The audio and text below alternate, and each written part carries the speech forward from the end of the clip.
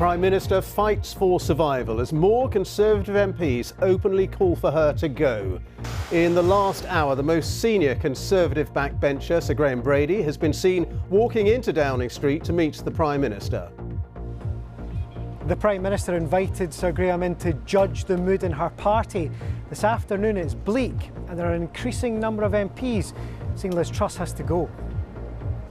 One Tory MP has said Liz Truss only has hours left to stabilise her government, and even a cabinet minister could not say categorically that she will lead her party into the next election. That's what we will be working towards, and we hope that we will be able to do that whilst delivering, so that the British people understand exactly why it's important to support the Conservative agenda. You hope, but you don't believe. I'm a politician. I'm all about delivery. Oh, the noes have it! The noes have it! Last night, the Prime Minister faced an open revolt by some of her own MPs in the Commons, and there were claims that several were bullied and manhandled in the lobbies by ministers. This cannot continue. Britain deserves better. Britain cannot afford the chaos of the Conservatives anymore. We need a general election now. Well, at the last count, 13 Conservative MPs have now openly called for Liz Truss to stand down. One says that her position is now untenable. Also this lunchtime, the long-awaited inquiry into child sex abuse says failing to report it should be against the law. It's not perfect, but it is better if government has the guts to make it law. If it had been in place when I was a schoolchild, then the abuse that we suffered might not have happened. A warning today that the decline in the traditional relationship between family doctors and their patients in England could put people's safety at risk. And an early painting of the Beatles that may have inspired the Sgt. Pepper album cover is going up for auction. And coming up on the BBC News Channel, Manchester United's Ronaldo will be spoken to today by manager Erik ten Hag after the striker left Old Trafford before full-time last night.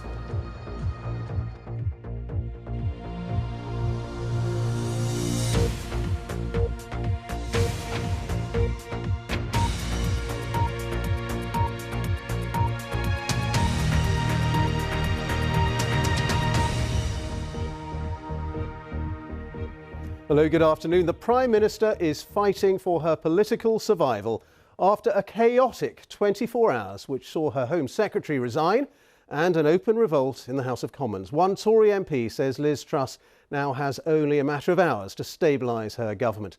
Last night, ministers were accused of manhandling and bullying colleagues to make them support the government in a key vote on fracking. Well, let's just show you the scene live now in Downing Street right now, where in the last hour, the Prime Minister has been meeting the most senior Conservative backbencher, Sir Graham Brady, the influential chairman of the 1922 committee. Now, the BBC understands it is a meeting that Liz Truss has requested. Let's get the latest from our political correspondent, Jonathan Blake at Westminster. Calm, on the outside at least, in Downing Street this morning after a day of drama that showed a government struggling to function. The minister in charge of party discipline went into number 10 first thing. For a while last night, it wasn't clear whether she was still in the job. Have you lost control, Chief Whip? The Chancellor was in a hurry to get to work too, with no answer to the question many are asking. Has the PM lost control? Questions for the Cabinet over Liz Truss's future and their own. Good morning. Are you planning to resign? No. Is the government fully functioning at the moment? Well, it's quite clear that there's quite a lot of turmoil in the party, but what we all need to do is keep calm heads and work to resolve it, and I'm confident that we can do that. And not exactly a resounding yes from one senior minister when asked.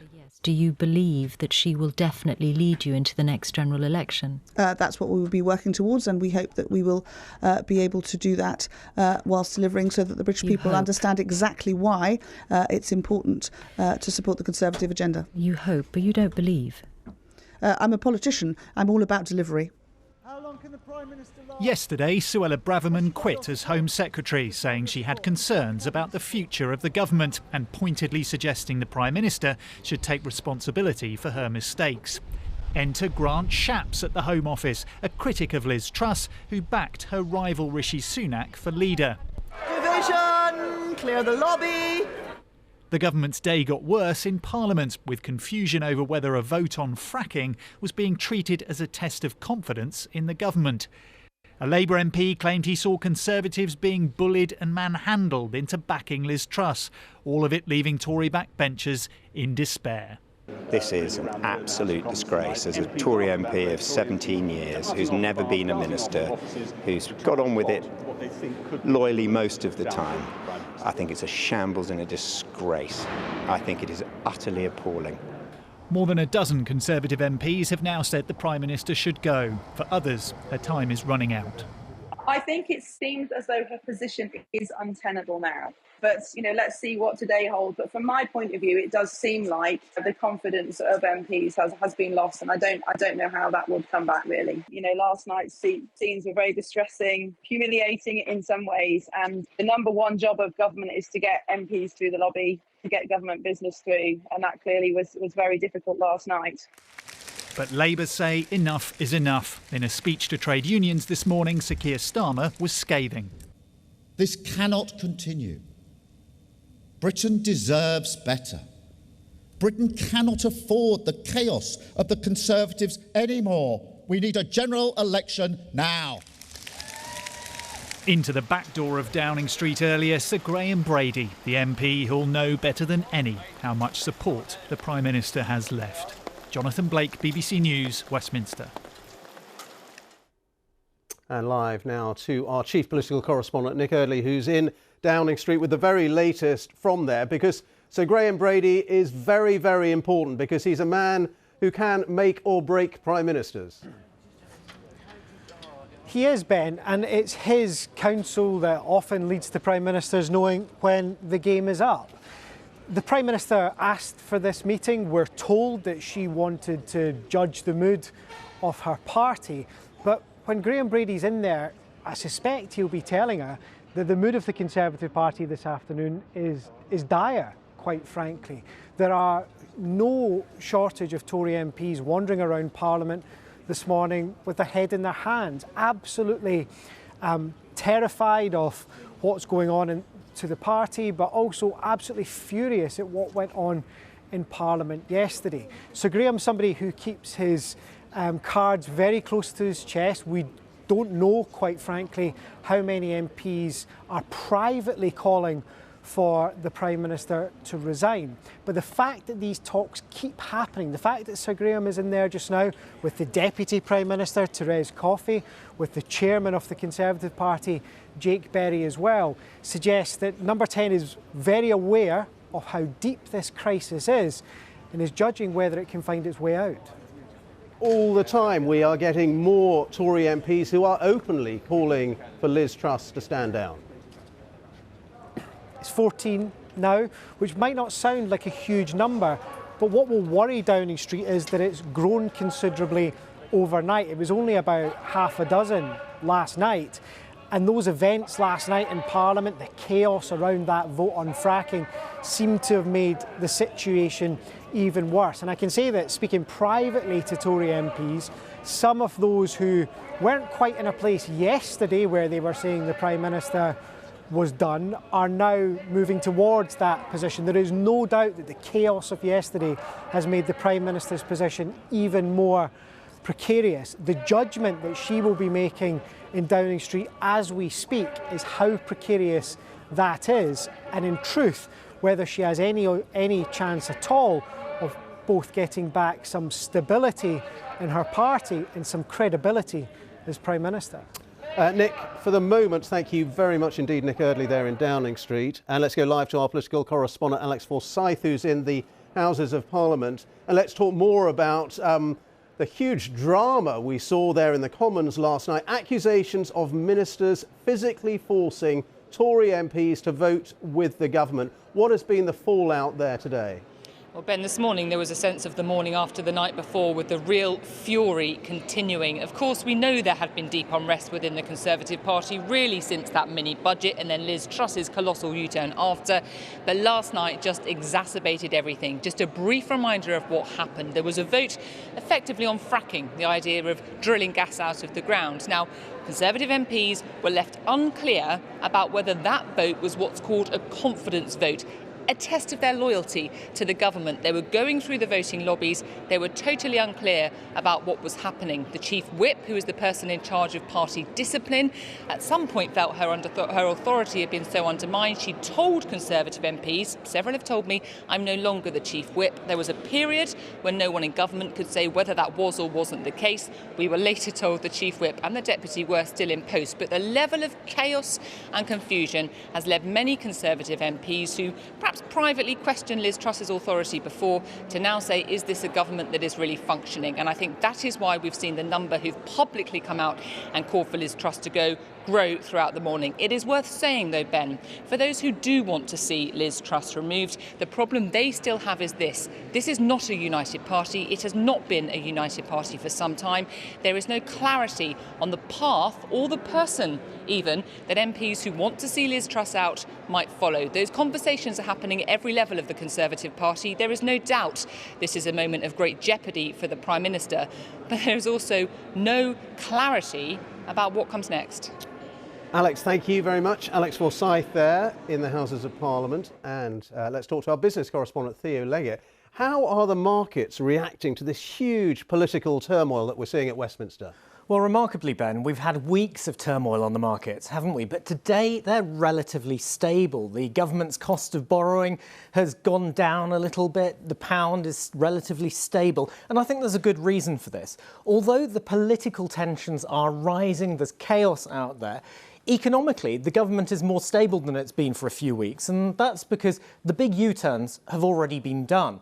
We had the U-turn on the energy price guarantee, which will now go on until April rather than being an open-ended commitment for 2 years. We had the U-turns on the mini-budget tax cuts. So a lot of the liabilities that the government was facing, the unfunded liabilities that were making investors nervous, aren't there anymore. And I think there's a feeling now that the Chancellor of the Exchequer's position, Jeremy Hunt's position, is actually pretty strong. He's strong as long as Liz Truss herself is relatively weak. And that means that whether or not Liz Truss survives, whoever's in charge in the foreseeable future is unlikely to row back, do another U-turn on the U-turns. So that position is relatively stable. But things could change because we don't know what the result of arguments within the government over spending plans are going to be. And there's going to be a statement on those on the 31st of October. So we know, for example, that there's a row within the government over immigration. A lot of businesses want to see more skilled immigration because they can't fill the posts they need to in order to grow their companies. But others within the government are nervous about this because of the manifesto commitment to reduce immigration. And that was referred to obliquely by Suella Braverman in her resignation letter yesterday. So what we're seeing at the moment is a period of stability because some things are known. The markets have factored in that political instability, but it could always change and could change very suddenly. All right. Well, Thea, thank you very much indeed. Let's just show you the scene once again live now in Downing Street, and we will be back there if we get any more developments. As we've been reporting, the Prime Minister is meeting the influential chair of the Conservative backbenchers, Sir Graham Brady, the chairman of the 1922 committee. If we get any results from that meeting, we'll bring that to you live here on the BBC News at 1. Other news now, and the long-awaited independent inquiry into child sexual abuse has just been published. Amongst wide-ranging reforms, it recommends the mandatory reporting of child sex abuse. It says that if people working with children in England and Wales either know of child abuse or witness it, they should be prosecuted if they fail to report it. Sancha Berg reports. As a teenager, John Viney was abused by an older man, a fellow Jehovah's Witness. For decades, he stayed silent. To stop abuse being hidden, he believes the law has to change. Jehovah's Witnesses particularly were more concerned with their reputation. So we need something like mandatory reporting to make sure that the situation is changed, and not just reporting but also sanctions necessary so that if people don't obey that particular law, that some action can be taken against them. Now, after 7 years of work and nearly £200 million of public money, the independent inquiry on child sex abuse has recommended such a change.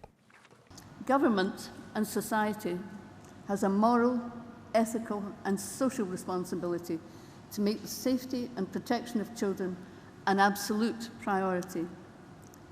The country cannot let them down again. There are 3 key proposals. It should be a criminal offence for those working with children to fail to report child sex abuse.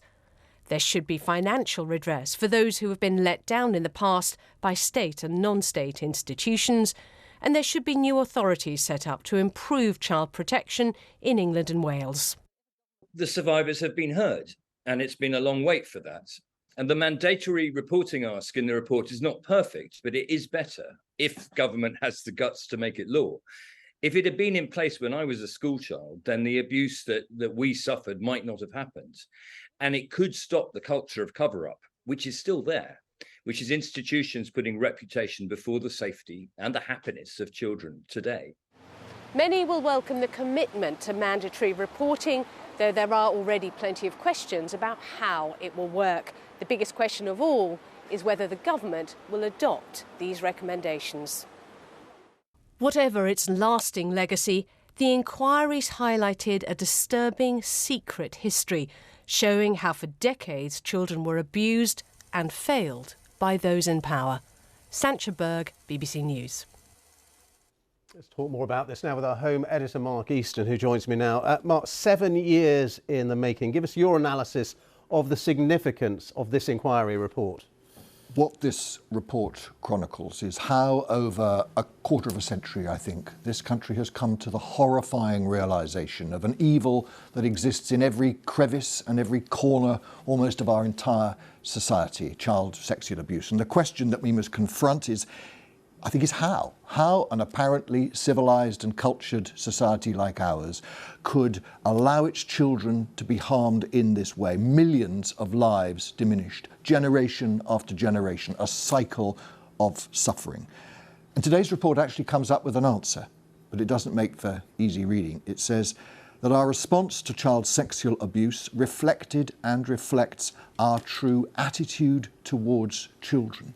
We've been treating children as commodities, at our adults' disposal to do with as they wished. When children cried for help, we did not listen, we refused to believe them, and we stayed silent. The report reminds us that at one time there was a belief in what was called a seductive child, that the abuse was not harmful, and that those who challenged what was going on were somehow overzealous, were pursuing some moral panic. Children were only children, it suggested, less important than the establishment, the great institutions of church and state, which sought time and time again to protect themselves rather than the young people, the children, who they were there to care for. 7 years, and now we do have a report with recommendations for ministers. The Home Secretary has said the government will respond within 6 months. But I think this report has a greater importance than how the legal mechanisms of child protection should work. It's designed to be a turning point, a moment when our society confronts the unfathomable pain and suffering it's afflicted on children in the past and now. Children today and tonight and tomorrow will be abused, and we all have a responsibility to make it stop. Mark Easton, our home editor, thank you very much indeed. Now, a report by the House of Commons Health and Social Care Committee has warned that what it calls a crisis in general practice in England is putting patients at risk. The MPs say that seeing a GP should not be like phoning a call centre or booking an Uber driver who you will never see again. Here's our health correspondent, Sophie Hutchinson. So last time we were talking about you had a sore in your mouth and we sent you for a chest x-ray, didn't we? 84-year-old Rob Herden has come to see his GP because of a mouth condition. And it is his GP. The practice here aims to ensure patients see the same doctor each time. Well done. It's easy for me because I can feel relaxed when I come in, and I know that the doctor that I'm seeing, or my local doctor that I'm seeing on a regular basis, knows me, and that gives me the assurance that our doctors can be straight with us, they can be like a friend. What I'm going to suggest we do is refer you to see the all-mouth specialist. Dr. Jacob Lee has what's known as a personal list of patients. A tiny fraction of GPs in England have these. He looks after around 400 families. And sometimes what they want to do is to take a little biopsy. Of those 400, we will see about 30% really regularly, but I will know probably up to 70% of the patients on my list, and I will, out of each family, I'll know somebody in there. When we see a patient for 10 or 15 minutes in an appointment, having continuity means that it's not just 10 or 15 minutes on its own. These are 10 or 15 minutes that mount up, so actually over a year you might see them for an hour, and over 2 years you might see them for a few hours, and it's this building an understanding about a patient, and the patient builds an understanding about you and how you're going to support them. Surgeries like this, where doctors and patients tend to know each other, don't just feel better, but evidence suggests they are better. A recent major study from Norway has shown a reduction in hospital emergency admissions and also deaths of up to 30%. Today's report from MPs is urging ministers to prioritise continuity of care where GPs see the same patients. It wants NHS England to reintroduce personal lists for doctors and to require practices to report on progress. The report says without changes like these and others, patient safety is being put at risk, and doctors agree. No doubt at all it's a crisis. Some practices are remarkably managing to cope, but most practices are really struggling. They're on a knife edge of not just being able to provide high quality personal care, but actually even being able to provide safe care. The government says it's improving GP services. We're going to leave that report and take you straight to Downing Street and our chief political correspondent Nick Eardley, because Nick, we are expecting a statement from the Prime Minister. We can see the podium just being put up there behind you outside number 10. We're going to hear from the Prime Minister in the next 10 minutes, Ben. No word yet from number 10 about what exactly she is going to say. But let me just duck out of the way so you can see the lectern there. A sense of the crisis that's been engulfing Downing Street over the past 72 hours or so. The Prime Minister has been holed up in number 10 with Sir Graham Brady. He's the chairman of the powerful committee of Tory backbenchers who often decide the fates of Prime Ministers. She's been in there with some of our key allies as well. As I say, we don't know what she is going to say, but given the level of crisis, putting the podium out in the street suggests this is quite an important moment. Only a few weeks, of course, since she was at that podium in Downing Street when she won the leadership of the Tory party and became Prime Minister. And only yesterday in the Commons, she was saying, "I'm a fighter, not a quitter." Well, look, Ben, it's just 5 weeks since we stood here in the pouring rain and Liz Truss arrived and said she was going to give that plan for growth which she'd promised over the summer. That went catastrophically wrong. It led to that crash in the markets, the huge turmoil that we've seen in the economy. There was a feeling that she could steady the ship on Monday by ripping up that plan. But what we've seen over the past 24 hours is even more colossal crisis. You know, the Home Secretary, that remarkable resignation yesterday, where the Home Secretary basically laid into the government's plans and suggested the Prime Minister should be resigning. There was then the fact that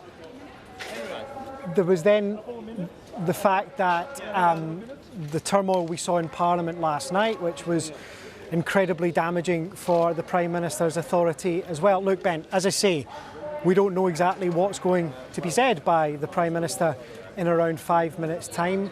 We can't be sure whether it's going to be bad news or the Prime Minister potentially pledging to fight on. But my sense is, given that this wasn't planned, this was denied to me a couple of hours ago actually, the level of problems the Prime Minister has faced over the past 24, 48, 72 hours, it suggests that we're about to see a really significant moment.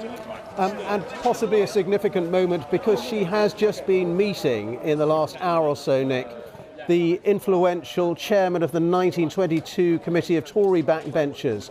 And that was a meeting, we gather, at her request. She wanted to gauge the mood of Conservative Party MPs in the House of Commons. Yeah, look, you're right, Ben. It was the Prime Minister who suggested that meeting with Sir Graham Brady. I should say over the last hour or so, we've also seen the Deputy Prime Minister, Therese Coffey, one of the PM's longest serving allies. She came in. We saw Jake Berry, he's the chairman of the Conservative Party. He's been in there as well. What I can tell you, and I don't know as much as Sir Graham Brady about the mood in the Conservative Party, but what I can tell you is that the mood in the Conservative Party this afternoon has been incredibly bleak. It's been getting worse over the course of the week. When I was making phone calls on Sunday, there were Tory MPs who were saying, this is the end, but there were some who were also saying, let's give it a bit of time. I think there's a sense now that more and more Tory MPs have made it clear, some of them publicly, 15 of them publicly, but a lot privately as well, including to Sir Graham Brady, who've told us but aren't willing to go public yet. They have made it clear that they are unhappy as well. And it's led to this overwhelming sense of crisis within the government, within the Conservative Party, within Number 10. And what the question is now is, has Liz Truss just been given a message within the past hour that makes it clear to her that she cannot continue? There are Conservative MPs telling me this afternoon that they think it has reached that point, but we don't know. Let's see what the Prime Minister says in the next 5 minutes or so. What we do know, just to recap, is we are going to hear from Liz Truss. The lectern is out in Downing Street, the sort of scene that is only reserved for these big moments for Prime Ministers.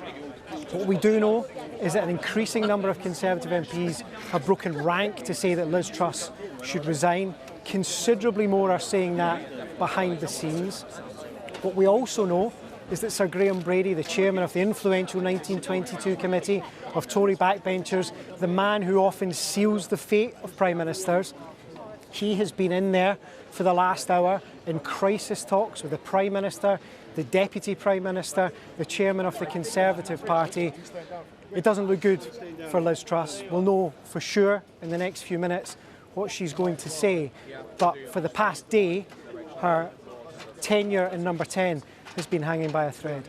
Hanging by a thread, Nick, but technically, because she has only just won the Tory party leadership, she shouldn't face a challenge under the rules for at least a year. But have those sort of technicalities gone out the window, do you feel, at the moment? Yes, I think that is, quite frankly, the answer to the question, Ben. That is the case. She is supposed to be safe for a year, but I mean, the truth is, if the last few years have taught us anything, those rules don't dictate what happens. Boris Johnson went, even though he was safe at the time from a leadership challenge. So did Theresa May. The thing that often seals the deal for Prime Ministers is when they think they no longer have the support to go on. And it's felt to me for the last 24 hours that we've been getting closer and closer and closer to that point with Liz Truss. Remember, it's only 5 weeks since we stood here and watched her arrive at that lectern for the first time, and to promise the country a plan for growth, to rip up the economic rules and do something new. That went badly, and that started the collapse of her authority, the sacking of the Chancellor, ripping up her whole programme for government. That would have been enough to bring down a lot of Prime Ministers. It wasn't enough to bring down Liz Truss. She turned up at Prime Minister's questions yesterday, Ben, said she was a fighter. Has that message changed? Has she decided that actually the fight is up? We're going to find out in the next couple of minutes when Liz Truss comes out to address the nation from that podium in Downing Street. But all day, the mood music has been getting worse and worse and worse. An increasing number of Conservative MPs have been saying publicly that she needs to go. Some have been warning that she had only hours to turn it around. We're about to find out if Liz Truss has taken that message on board and decided to call it a day, or whether she has something else to say. We don't know for sure. I've been texting a lot of people in Downing Street and I don't have an answer for you. But let's see. The Prime Minister will update us all Yeah. on BBC One in the next few minutes. Well, Nick, we're going to stay with you if you don't mind, because obviously it's going to be a crucial moment in British political history, potentially. But one of the things that some commentators have been saying that has been keeping her in Downing Street is that the Tory party can't coalesce around another potential leader and another potential Prime Minister. That is right. The biggest war, there are two things that Liz Truss had in her favour. One was the fact that this party is so divided. That might sound strange to say that counts in her favour, but it meant that the party couldn't decide on an alternative that would please everybody. The second was the mechanism. There was no obvious way for Tory MPs to bring down their leader, even if they wanted to do it. The question now is whether they don't need that mechanism, and actually Liz Truss herself has decided that the game is up. The other thing that's worth just mentioning is there are some Tory MPs who are really worried. I've been speaking to them this morning, really worried about the impact this will have on their party and on the country. You know, if Liz Truss was to be removed from office, it would be the third Prime Minister this year. It would be the third Prime Minister without a general election this year. And I think that will just, if it does happen, we don't know, should keep emphasising that. We're not sure what Liz Truss is going to say in the next few minutes. But if that were to happen, the calls for a general election, I think, would grow and grow and grow. And Nick, what would that do for the Conservative Party's reputation for political stability, I suppose you could say? Some would argue that it's already lost or is losing its reputation for economic credibility, but also perhaps its reputation for political stability, as you say, if we are to lose another Prime Minister in such a short space of time. Look, I think you're absolutely right. That question of stability, political stability, is definitely on the cards. I think we're going to hear from the Prime Minister, just to keep you updated, Ben, within the next couple of minutes. So if you're tuning in now, the Prime Minister is going to be speaking in Downing Street in the next few minutes, amid that growing pressure on her leadership, increasing calls for her to resign. She's been holed up in that meeting with Sir Graham Brady, the chairman of the 1922 committee. But to answer your question, Ben, there are many people around Westminster who think that the Conservative reputation for stability is gone, quite frankly, that the past few months, the past few days in particular, have absolutely shredded that reputation. The question Liz Truss has been mulling over this morning is whether she has any prospect of bringing it back. We don't know where she's ended up, but the fact the podium is out, 1:30 Thursday afternoon in Downing Street, suggests that the crisis has reached the stage where Liz Truss feels she can't let it just go on anymore. We'll find out what she has to say in the next minute or so here live in Downing Street. The question, the whole question that's been swirling around Westminster over this last 72 hours, Ben, is there any chance of Liz Truss getting back her credibility, her authority and her ability to lead her party? My sense, speaking to MPs this morning, is the answer to those things is probably not. It would be almost impossible to try and lead the party into another general election. So the question that Liz Truss has been weighing up is there any point continuing if that's the case? Is there any chance of her trying to get back some of that stability? The door is open. The Prime Minister's here with her husband to tell us all. I came into office at a time of great economic and international instability. Families and businesses were worried about how to pay their bills. Putin's illegal war in Ukraine threatens the security of our whole continent, and our country has been held back for too long by low economic growth. I was elected by the Conservative Party with a mandate to change this. We delivered on energy bills and on cutting national insurance. And we set out a vision for a low-tax, high-growth economy that would take advantage of the freedoms of Brexit. I recognise, though, given the situation, I cannot deliver the mandate on which I was elected by the Conservative Party. I have therefore spoken to His Majesty the King to notify him that I am resigning as leader of the Conservative Party. This morning I met the chairman of the 1922 committee, Sir Graham Brady.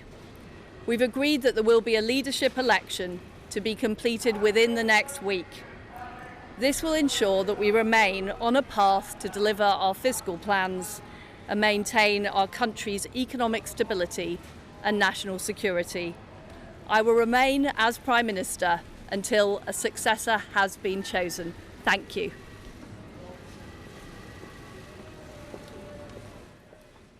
Well, extraordinary moment in British political history, a moment of huge drama.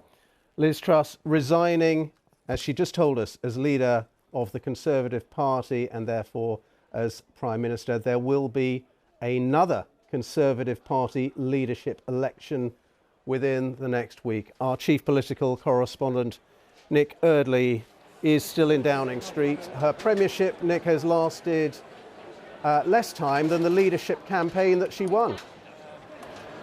Wow, Ben, what else can you say? What an extraordinary moment in British political history. Liz Truss has been Prime Minister for a month and a half. This has been one of the shortest lived premierships ever in British history.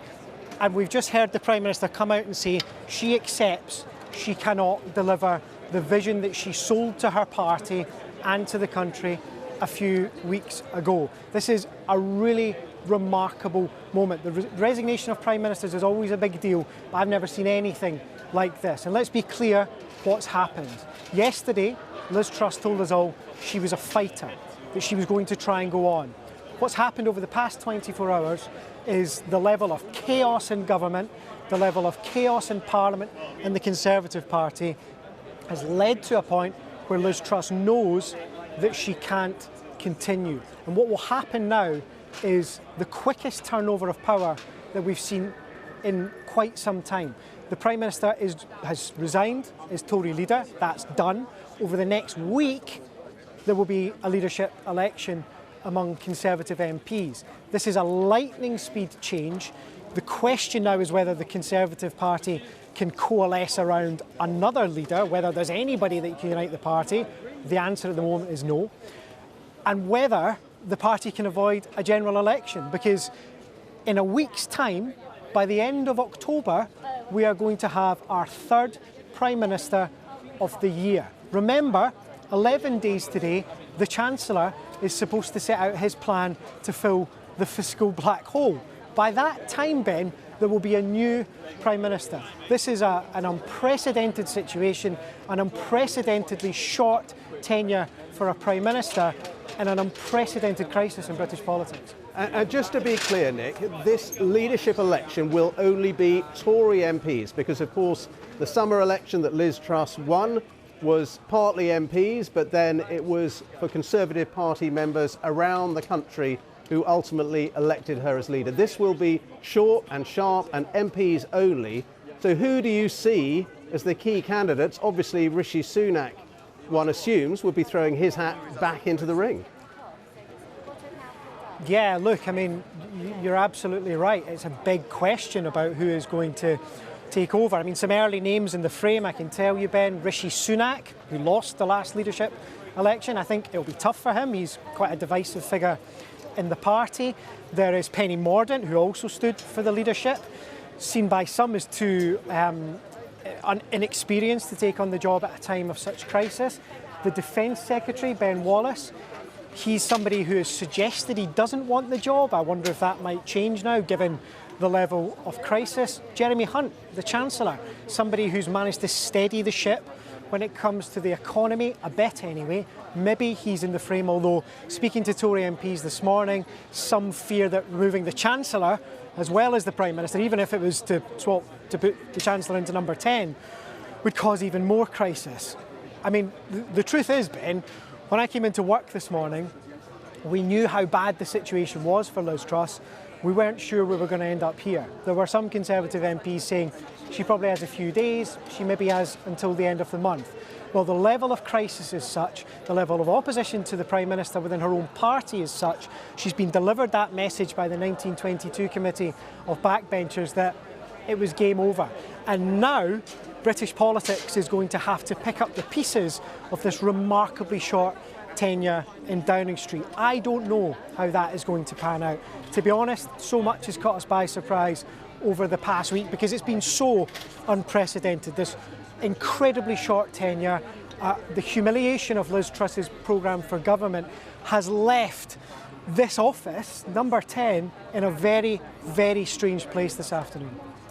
Nick, thank you so much for your analysis.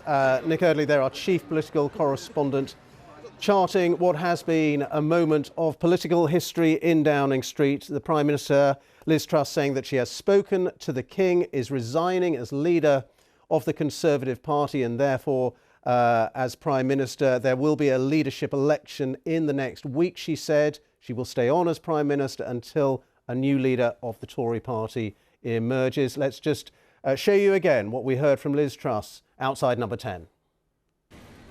I came into office at a time of great economic and international instability. Families and businesses were worried about how to pay their bills. Putin's illegal war in Ukraine threatens the security of our whole continent, and our country has been held back for too long by low economic growth. I was elected by the Conservative Party with a mandate to change this. We delivered on energy bills and on cutting national insurance. And we set out a vision for a low-tax, high-growth economy that would take advantage of the freedoms of Brexit. I recognise, though, given the situation, I cannot deliver the mandate on which I was elected by the Conservative Party. I have therefore spoken to His Majesty the King to notify him that I am resigning as leader of the Conservative Party. This morning I met the chairman of the 1922 committee, Sir Graham Brady. We've agreed that there will be a leadership election to be completed within the next week. This will ensure that we remain on a path to deliver our fiscal plans and maintain our country's economic stability and national security. I will remain as Prime Minister until a successor has been chosen. Thank you. Liz Truss outside number 10 just a few minutes ago. Let's go to our political editor, Chris Mason, in Downing Street. Chris, only yesterday she was saying she's a fighter, not a quitter. She has quit. We're going to have, in a week or so, the 5th Tory Prime Minister in 6 years? It's astonishing, isn't it, Ben? Just 3.5 months ago, I was standing in this very spot, looking at a lectern in the same spot as the one that was there a couple of minutes ago, reporting on the resignation of the previous Prime Minister from the Conservative leadership. Here we are, just 100 and odd days later, and his successor, Liz Truss, performs that same walk and utters a very similar set of words. If you thought yesterday was chaotic, well, the chaos is going to deepen. And out of the next few days is going to emerge, or at least so the Conservative Party hopes, yet another Prime Minister. They hope they can kind of dredge a name out of their ranks amongst themselves to avoid a contest amongst Conservative Party members in the country, which would take several months, in order to present yet another leader of the country to the country at large. And that new Prime Minister, if they can find someone who can unite the party, and that is a massive if, because as you might just have noticed, the Conservatives are not exactly entirely united at the moment, they will then face a massive challenge around legitimacy, because a country will look in on that new leader and say, well, who are you, and where have you come from, and what do you stand for, and what say did we have? To which the answer to the last question will be, you won't have had. But we should remember, constitutionally, we live in a parliamentary democracy, and if a new Prime Minister can command a majority in the House of Commons, then they have a constitutional right to serve until the next general election legally has to happen. That was the basis upon which Liz Truss became Prime Minister, having won the Conservative Party leadership. It's also the basis upon which she is leaving the leadership because she was no longer able to command a majority in the House of Commons, and therefore her position was untenable. So we are set for more turbulence, more intrigue, and a party, the Conservatives, incredibly aware that over the last 5 or 6 weeks, their reputation, their brand, in the words of so many of them, has been fed into the shredder.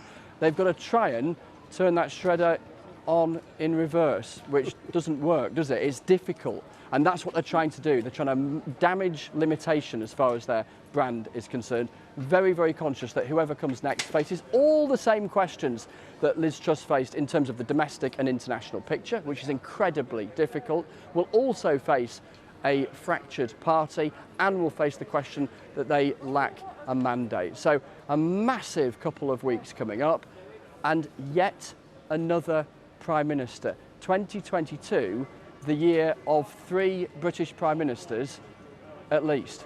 Well, Chris, you said whoever comes next. Why don't we just speculate about who that might be? We've just heard from the Leader of the Commons, Penny Mordaunt, who's advised MPs to keep calm and carry on. She presumably is one of the contenders, as is Rishi Sunak, the defeated contender from this summer's leadership election. Yeah, I note that when people say keep calm and carry on, it's usually because all hell is breaking loose all around them. And that's an accurate description of what's happening here at Westminster at the moment. People's ambitions will be rekindled. The expectation after a leadership race is that there's likely to be a period of at least years before another race happens. It's happening again within weeks. So yeah, let's look at some of the, I was going to say runners and riders. There aren't any runners and there aren't any riders yet, because so many of those who could potentially take over were not wanting to say very much publicly prior to the resignation of Liz Truss. I'm just learning, courtesy of Nick Eardley, our chief political correspondent, who was talking to you just a few minutes ago and has been back on his phone since he came off the television, that Jeremy Hunt, the Chancellor, has said he will not stand to be the next Prime Minister, which is in keeping with what he said publicly just a couple of days ago, that his 2 cracks of the whip at becoming Conservative leader, which both failed, had removed that ambition from his body. So Jeremy Hunt will not be standing as Conservative leader, and I'll hand Nick Eardley his phone back as we continue to talk. So who else is there in the mix? So Rishi Sunak, first and foremost, the former Chancellor, the runner-up in the contest over the summer. One Conservative MP, Ben, said to me the other day, Rishi Sunak needs to put up or shut up, using the language that John Major used back in the 1990s when he faced questions around his leadership. In other words, this MP was arguing, Rishi Sunak needs to decide what he wants to do. He needs to either say he's keen on the job again, or say, you know what, he's had a go and he's not interested, to allow the contest to run with or without him. The challenge for him, for Rishi Sunak, is that can he command the support of the party, particularly those who were very loyal to Boris Johnson. Rishi Sunak accused by supporters of Boris Johnson as being one of the architects of Mr Johnson's downfall. Whether that's fair or unfair doesn't really matter. Perception is reality in politics. So Rishi Sunak is one potential candidate. Jeremy Hunt, we hear, rules himself out. So who else is there? There's Penny Mordaunt, who you mentioned there. Very narrowly missed out on making the final 2 and the contest in the country amongst Conservative Party members in the summer. If she'd had another half dozen Conservative MPs backing her, she would have made that runoff and I think would have been the favourite to win it up against Rishi Sunak. So can she make the case that she can be something of a unifying candidate in these in these times of a complete lack of unity within the Conservative Party? Other name that gets mentioned is Ben Wallace, the Defence Secretary. Didn't run last time over the summer, so wasn't seen as being in the mix and in the melee and partisan in any particular way strongly over the summer. Could he argue that he could be some sort of unifying candidate?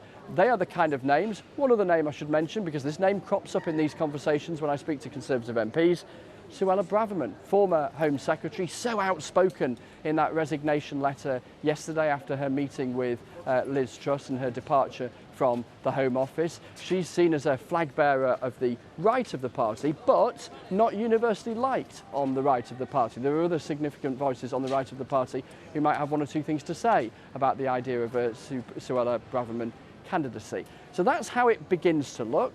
But then this is a postcode that has plenty of ambition in it. And if you're going to try and unify around a single candidate, or at least whittle the process down, you have to ask people who are often freighted with ambition to press pause on their ambition gene. That's quite hard in a place where, you know, there's nothing wrong with aspiring to be Prime Minister. So that's the process internally the Conservative Party is embarking on right now, with the end product of that process being the new Prime Minister for the rest of us. Chris, we're just hearing from Keir Starmer, the Labour leader, demanding an immediate general election. I mean, he's been calling for a general election for some time now, of course, but saying he wants a general election now. And it goes back to what you were talking about a little bit earlier on, about the questions that people may have about the democratic legitimacy of any new Prime Minister, whoever it is. Yeah, absolutely, and that will be a central challenge for the new Prime Minister, with an added layer of absurdity on top of what Liz Truss had to deal with. So she faced the same questions about legitimacy for exactly the same reason. She wasn't on the head of the ticket, if you like, when the Conservatives won the last general election, and neither will Liz Truss's successor be. But as I say, you then heap onto the fact that we've then got another Prime Minister that's just emerged, which adds a sort of layer of absurdity onto that question of legitimacy. And as I say, there is a constitutional and a political path you can look at here. Constitutionally, if they can command a majority in the House of Commons, they have until January 2025, when the current course or end limit of this Parliament runs out, to, in a constitutional sense, legitimately run a government at Westminster if they can command a majority in the House of Commons. But politically, that clamour from Sir Keir Starmer and for others for a general election will get louder and louder and louder. So what will be the political strategy of the new Prime Minister? And when you speak to Conservative MPs, several senior ones say to me, look, whoever the new Prime Minister is going to have to address that elephant in the room on day one, probably, come to think of it, standing at that lectern a few metres behind me, and acknowledge that there is a perceived democratic deficit here, and therefore perhaps say something along the lines of, look, I get that, and let's have a general election next summer, but in the meantime, you know, the country faces big challenges, winter's ahead, there's a war in Europe, let's carry on as we are for now. And that might allow politically for a Conservative Prime Minister to drag their poll ratings kind of out of the gutter where they are now to a place a little further north. I speculate as I mount that argument, but that's the conversation you hear among Conservative MPs who wrestle with how you approach that conundrum. There are others who are far, far more blunt and just say the argument against a general election will be impossible to stand in the way of, and one will have to come along sooner rather than later, which in the short term, when you look at the opinion polls, could be devastating for the Conservatives. Chris, just to go back to the beginning really, Liz Truss standing down as leader of the party. She's only just been elected to lead, and she has been Prime Minister for 44 days. It's an extraordinary story of political failure, isn't it? It is. It's brutal, it's humiliating, it's devastating for Liz Truss that things could unravel with such ferocity in a matter of just 6.5 weeks. The Prime Minister who would start and within days of taking office be the Prime Minister at the passing of the Queen, and then so soon after that would make a great point and great political point of racing out of the traps with this shock and awe strategy, as it was described, of this programme for government, which just exploded on contact with reality, with the markets and with the opinion polls and with her own party. She'll be forever bluntly associated with the pub quiz question about the shortness of her tenure, her failure as Prime Minister. It is absolutely astonishing. And even the biggest critics of Liz Truss, who feared that some of her prospectus for government might encounter trouble with the markets and others, couldn't possibly have imagined the speed with which it would unravel, both politically and economically, forcing upon her the moment we've just witnessed. Chris, just a bit of international reaction. President Macron of France has said it's important that the UK finds stability as soon as possible. On a personal level, I'm always sad to see a colleague go. But Also, the First Minister of Scotland, Nicola Sturgeon, you may not be entirely surprised to hear this reaction from her. Quote from Nicola Sturgeon: "There are no words to describe this utter shambles adequately. It is beyond hyperbole and parody. Reality, though, is that ordinary people are paying the price." So for opposition leaders around the UK, of course, this is a moment of opportunity. It is, because it's a moment where the political landscape changes yet again, and with that comes a recalibration as the opposition parties look in on the Conservative Party, imagine who their new opponent at the top of that party might be in just a matter of days' time, and then start thinking about how they reorientate their campaigning and their messaging towards a new opponent. And you know what, Ben, just 40 minutes ago I was standing in Parliament chewing the fat in the corridor with a senior Labour MP who was talking about how they'd been drafting what might be on their election leaflets given all of the turbulence and what their key messages would be, and Labour acknowledging that, and they can't quite believe this, that, you know, were there to be an election quite soon, they would be highly competitive, and the opinion polls suggest they would win. And given where Labour have been, that seems like an extraordinary turnaround. So absolutely, this is one of those moments, and we see them quite frequently in the UK at the moment, where the political weather changes again, where all the plates start moving again, and where what looked even briefly to be solid, and that's perhaps to exaggerate at any point Liz Truss's kind of hold on office, suddenly turns to air again, and everything is moving around, everything is unpredictable, and yet again we're left asking who will be our Prime Minister in a month's time, and the answer is we don't know. Are you surprised, Chris, to some extent that she has gone so quickly, in that she did say she was a fighter, not a quitter? Was there any way she could have fought on? I mean, because Boris Johnson, of course, faced a whole slew of government resignations. I mean, we had the Home Secretary resigning yesterday, but we hadn't had a whole barrage of resignations in the same way, had we? We haven't, but you run the counter, which is, you know, what would have happened if we hadn't had that moment now. So she met Sir Graham Brady, the chairman of the 1922 committee. It's his job to tell Conservative leaders whether they command the confidence of their party. She's been meeting him pretty much every day for the last few days, saw him at lunchtime today at her request. And if he said to her, which seems likely he did, that she'd lost the trust of the parliamentary party, then of course she could have fought on rather than quitted today, perhaps, maybe even tomorrow. But the fact is, a moment would have come where she would have been forced from office rather than being seen to voluntarily walk the plank. Now, those two things add up to the same thing, because a Prime Minister becomes an ex-Prime Minister in pretty short order. But in the end, I suppose, in a situation as desperate and humbling and embarrassing and crushing as this is for any person, you know, put yourself into Liz Truss's shoes, detach yourself from the politics for just a moment, and imagine the heaviness in her heart walking out just 6 weeks on from when she did. Her husband, you'll have spotted, came out at the same time. What a difficult moment for her. And in that moment, I suspect, I thought that if the alternative is some moment in Parliament where you're humiliated very visibly and very audibly, if that's the alternative to coming out at a moment of your choosing, kind of, even if a bigger moment was only just a couple of days away, perhaps in the end,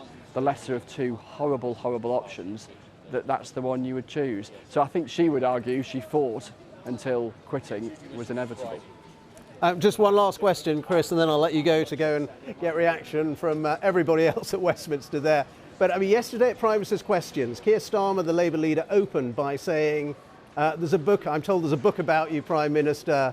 It's called Out by Christmas. Is that the release date or the title? And she's out by the end of October.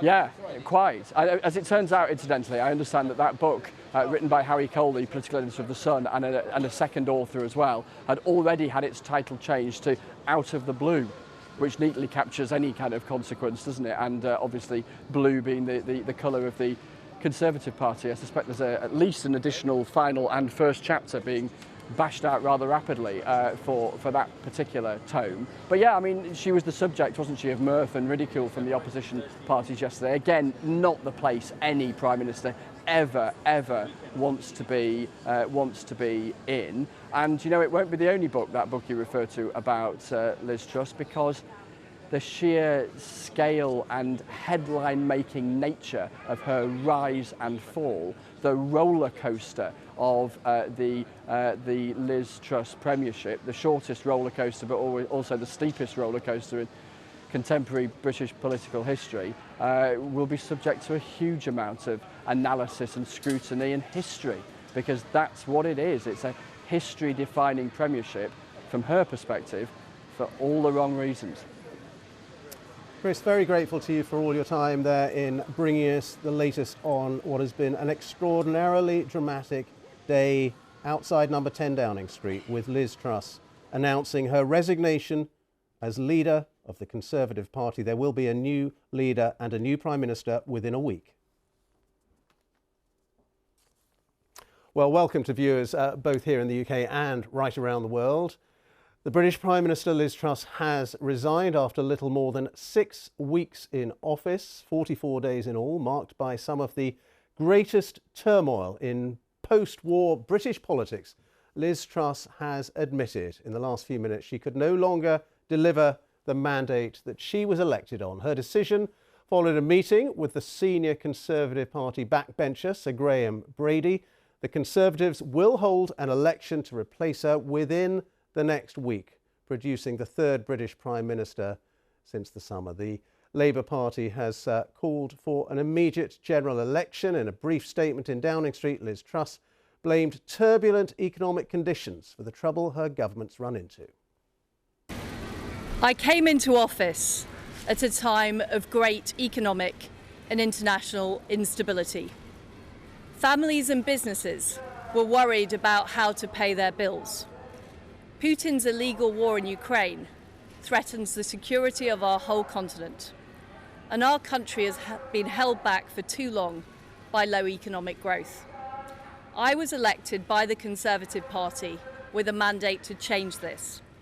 We delivered on energy bills and on cutting national insurance. And we set out a vision for a low-tax, high-growth economy that would take advantage of the freedoms of Brexit.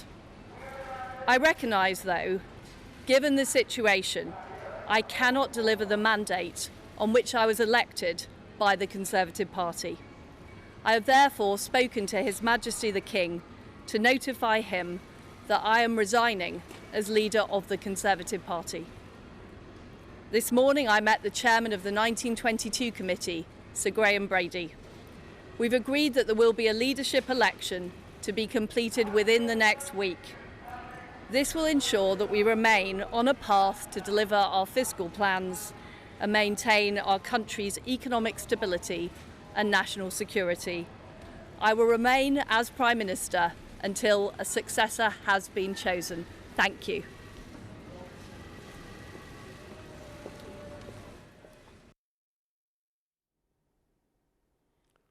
Well, what a moment in Downing Street there. Liz Truss resigning as Tory party leader. There'll be a new Prime Minister within a week. Just some early reaction from the Labour leader, Sir Keir Starmer, who has renewed his calls for an immediate general election. And Scotland's First Minister, Nicola Sturgeon, saying that a general election is a democratic imperative after the resignation of the Prime Minister. There are no words, said Nicola Sturgeon, to describe this utter shambles adequately. Let's get more from our chief political correspondent, Nick Eardley, who's in Downing Street. And those calls from opposition leaders, Nick, for a general election now are just going to get louder and louder. I think they are, Ben. And, you know, standing here this afternoon, it's very hard to see how some Conservative MPs won't end up in a similar sort of place. You know, privately there are some Tory MPs who think it probably is time to have a general election, because within a week we're going to have the third Prime Minister this year. We're going to have the second Prime Minister in a row who's come in without a general election. So I think you're right, that pressure will absolutely grow. In the meantime, the government, the Conservative Party, the governing Conservative Party, has to work out who comes next. It has a week to do it, and it is going to be a massively cut short process. They're going to have to figure out very quickly who wants to stand, who doesn't want to stand. The one piece of cast iron information I can give you just now is that Jeremy Hunt won't stand for that position, partly I think because he wants to stay as Chancellor and try and maintain some sense of stability when it comes to the economy. His plan, by the way, is still to have that big fiscal statement on the 31st of October. New Prime Minister, I suppose, might have different thoughts on that. But there will be a lot of senior Conservatives just now deciding whether or not they will stand. I think it's quite possible Rishi Sunak will. Nothing from his team yet, but certainly his supporters' view, some of them anyway who I've been speaking to over the past couple of days, is that he is the man who came second last time. He didn't actually lose by that much in the end, and he actually warned about a lot of the problems we've seen over the past 5 weeks when Liz Truss has been Prime Minister. I think it's quite possible Suella Braverman will think about standing. She was Home Secretary until yesterday. She quit with that excoriating letter, which just added more weight onto Liz Truss's shoulders. Ben Wallace, the Defence Secretary, no word from him yet. He decided against it last time. Maybe this time he might decide that he will stand. And there are other names, of course, doing the rounds, like Penny Mordaunt, the leader of the Commons. But Ben, stand back from this for a second. This is an unprecedented situation. Liz Truss has only been Prime Minister for 5 weeks. It's a humiliation for her programme for government. It's a humiliation, frankly, personally, for her as well. And now the Conservative Party, the bitterly divided Conservative Party, has to decide within a week who the new Prime Minister is going to be. I'm almost certain that that will be a rapid process of MPs whittling a list down over the next few days. That's not been confirmed yet. We'll hear from Sir Graham Brady, I would expect, within the next wee while, probably this afternoon. But that is another extraordinary moment. Conservative MPs have a lot on their shoulders over the next few days, deciding who the next Prime Minister is going to be, and how on earth that person gets the government, the governing party, and the politics of the UK out of this mess. And just assuming it is MPs only who make this decision, which I guess it has to be given the time scale and the time frame, only a week, you know, that whole idea of the Conservative Party at large and those 160,000 members who went through that pretty long and tortuous selection process over the summer, that's gone out the window, hasn't it? I mean, it absolutely has been. We'll find out the exact details of that shortly from Sir Graham Brady, the chairman of the 1922 committee. I mean, look, I think in normal circumstances, the idea that Conservative members would be cut out of this process would cause a massive row. I suspect in this situation, given the scale of the crisis, it won't. And I suspect a lot of people at home might be wondering, well, who really cares? Let's just get on with it. We need to try and get some sort of stability back at the very heart of government. Are we going to get that? Anyone's guess, to be honest. We don't know exactly what Conservative MPs will decide. I have spoken to a lot of them over the past few days. The sense I get is that there isn't any sort of unity candidate. There's nobody that can get that divided party behind it right now, standing here at 2 o'clock on Thursday afternoon. Will that change? Maybe. The gravity of the crisis is such that maybe they'll just have to. Who it is, as I say, we've just gone over some of the names. I should also point out, although my sense is it's extremely unlikely, Nadine Dorries, the former Culture Secretary, is already saying that Boris Johnson should be a man on everybody's lips. Maybe he should be the man to make a comeback, given that he's the one that got the electoral mandate back in 2019.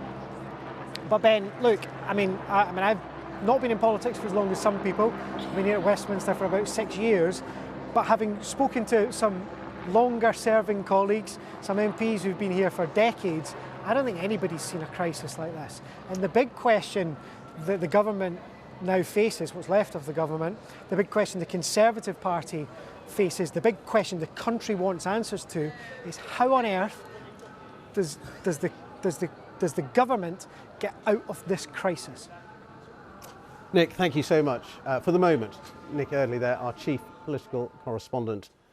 On a day of extraordinary political drama in Downing Street, Liz Truss is resigning as leader of the Conservative Party and therefore as Prime Minister. She's been Prime Minister, just to remind you, for a total of 44 days. There will now be a leadership election, as Nick was just telling us, and that will last a week or so. So she will stay on as Prime Minister until that process is completed, and then she will leave 10 Downing Street after, what, potentially around 50 days.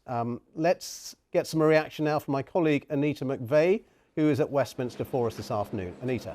Ben, thank you very much. And Ben, as you were mentioning, in fact, the leadership contest lasted for longer than Liz Truss's premiership has. It's quite an astonishing statistic, and I was just reflecting how dizzying it is that it was just on the 6th of September that I watched Boris Johnson give his last speech as Prime Minister in Downing Street. Today, we've watched Liz Truss deliver hers, his successor. Who would have thought that by next week, we're told, we will have another Prime Minister. No surprise then that we expect the chairman of the 1922 Committee of Backbenchers, Sir Graham Brady. That's the group of backbenchers responsible for running Conservative leadership contests. We're going to hear from him very soon, we're told. If he's only got a week to run that election, yes, he certainly needs to get on and tell everyone how that is going to happen. Well, with me to try to reflect the dizzying speed at which events have unfolded and where we are with all of this, Kevin Schofield, political editor of HuffPost UK. Kevin, thanks very much for joining me. Your thoughts this afternoon? Yeah, I mean, it's just remarkable, isn't it? 24 hours ago, Liz Truss said she was a fighter, not a quitter, and now she's gone. I think events really took a real terminal turn for her last night with the chaos over the fracking vote. I think that just writ large how the Tory party was in meltdown essentially. She had no authority, couldn't even work out whether it was a confidence motion that MPs were voting on or not, and I think even then probably any MPs who were wavering, maybe even then willing to give her a second chance, probably thought to themselves, it's all over. And it's a reminder, isn't it, that no PM is bigger than the parliamentary party. Well, exactly. I mean, the rules of the 1922 committee are that a new Prime Minister has a year before they can be challenged, but it just shows that those rules don't really mean anything if they lose the support of the vast majority of their MPs and probably our cabinet as well. So I think it's seemed pretty clear since last Friday when she sacked Kwasi Kwarteng, U-turned on the mini budget, that time was running out. Although I don't think many of us thought it would escalate quite so quickly, but I think it just shows how febrile things are here at the moment, and whoever comes in next is, as the Conservative Party leader and Prime Minister, will face an incredibly difficult job. So it seems as this decision, the next Prime Minister, will be taken just by the parliamentary party, given the short amount of time in which it's going to be done. It's an awfully tall order, Kevin, to find someone who is going to unify what is a pretty disunited party right now. Yeah, that is incredibly fractious. There's all sorts of tribes within the parliamentary party now, splits from top to bottom. So how they're going to come up with a candidate who will secure the support of all of them, I think, is going to be impossible. It's whether or not they can secure the support of enough to keep them going, to keep the show on the road until the next general election, because, as I say, you've got the likes of Suella Braverman on the right of the party, you've got people like Jeremy Hunt on the other end of the party. How you bring those people... He said he won't stand. He said he won't stand, but he still represents a wing of the party, and how you can be a leader of both those wings, as we've seen. Boris Johnson couldn't do it, Liz Truss couldn't do it. I mean, it's going to be very difficult for whoever comes next to try and, first of all, lead the party before they can think about leading the country as a whole. So does that lead us towards the parliamentary party looking perhaps towards a more centrist candidate? And if that was the case, who do you think that might be? I think Penny Mordaunt will be there or thereabouts. Ben Wallace, I think, could well be someone who's seen as neither one wing or the other, has done a reasonably good job as Defence Secretary, so I think he might well be in with a good shout. I think Rishi Sunak is, although he's the bookies' favourite, I think he might struggle because as we saw during the last leadership election during the summer, a lot of Tory MPs and members don't like Rishi Sunak because they blame him for bringing down Boris Johnson. Now, Gary Streeter was one of the MPs who publicly declared earlier that he had no faith in, no confidence in Liz Truss to continue as Prime Minister. He said even if the angel Gabriel was to be the next leader, just looking at the quote, what is urgently required is the party rediscovering discipline, mutual respect and teamwork. Do you really think they're going to be able to put on a united front in a week, even though they must know, whatever wing of the party they come from, that if they don't put on that united front, it's going to look frankly ridiculous, isn't it, many would say? Well, it is, because they've all given so many quotes over the last few weeks supporting one candidate during the last leadership election, supporting Liz Truss and criticising Rishi Sunak. So if Rishi Sunak were to become leader, all those quotes that his new colleagues and probably cabinet members have made in the past about him would be thrown back in their faces. As I say, there's so much blood in the water, it's going to be so difficult, I think, for any Conservative leader to bring the party together. The one thing that will unite them, however, is the prospect of a general election, and at the moment they're looking at a Conservative wipeout if the opinion polls are to be believed. So really what they need to do now, I think, is focus on the common enemy, which is the Labour Party, and that might just knock a few heads together and force them to come together and try to salvage as much as they can from the next general election. It hasn't so far. What makes you think it might change? Because this is their final chance. I think they realise that well, we can't have another Prime Minister after this one. I mean, this has to be the last Tory leader before the next general election, at which point they will be facing a Labour Party which is riding high in the polls, very confident that they're heading for power. So, if there's one thing that the Conservative Party is good at usually, it's clinging on to power, and I think we'll see all those survival instincts kick in the closer we get to the next election. OK, Kevin, good to talk to you. Kevin Schofield, political editor at HuffPost UK. So Liz Truss saying there in her resignation speech, just 44 days in office as Prime Minister, that she had not been able to deliver the mandate on which she had been elected to lead the party to become Prime Minister. So just 44 days in office, the election campaign to become leader longer than her period as PM. Well, joining me now is Kirsten Oswald, SNP MP. Thank you very much, Kirsten, for joining me as well today. First of all, give us your thoughts. It's the obvious... Oh, I'm going to pause you, Kirsten. Here's Sir Graham Brady, Chairman of the 1922 Committee. Including the party being consulted by Friday next week. Do you accept that this is a complete dog's dinner? It's certainly not a circumstance I would wish to see.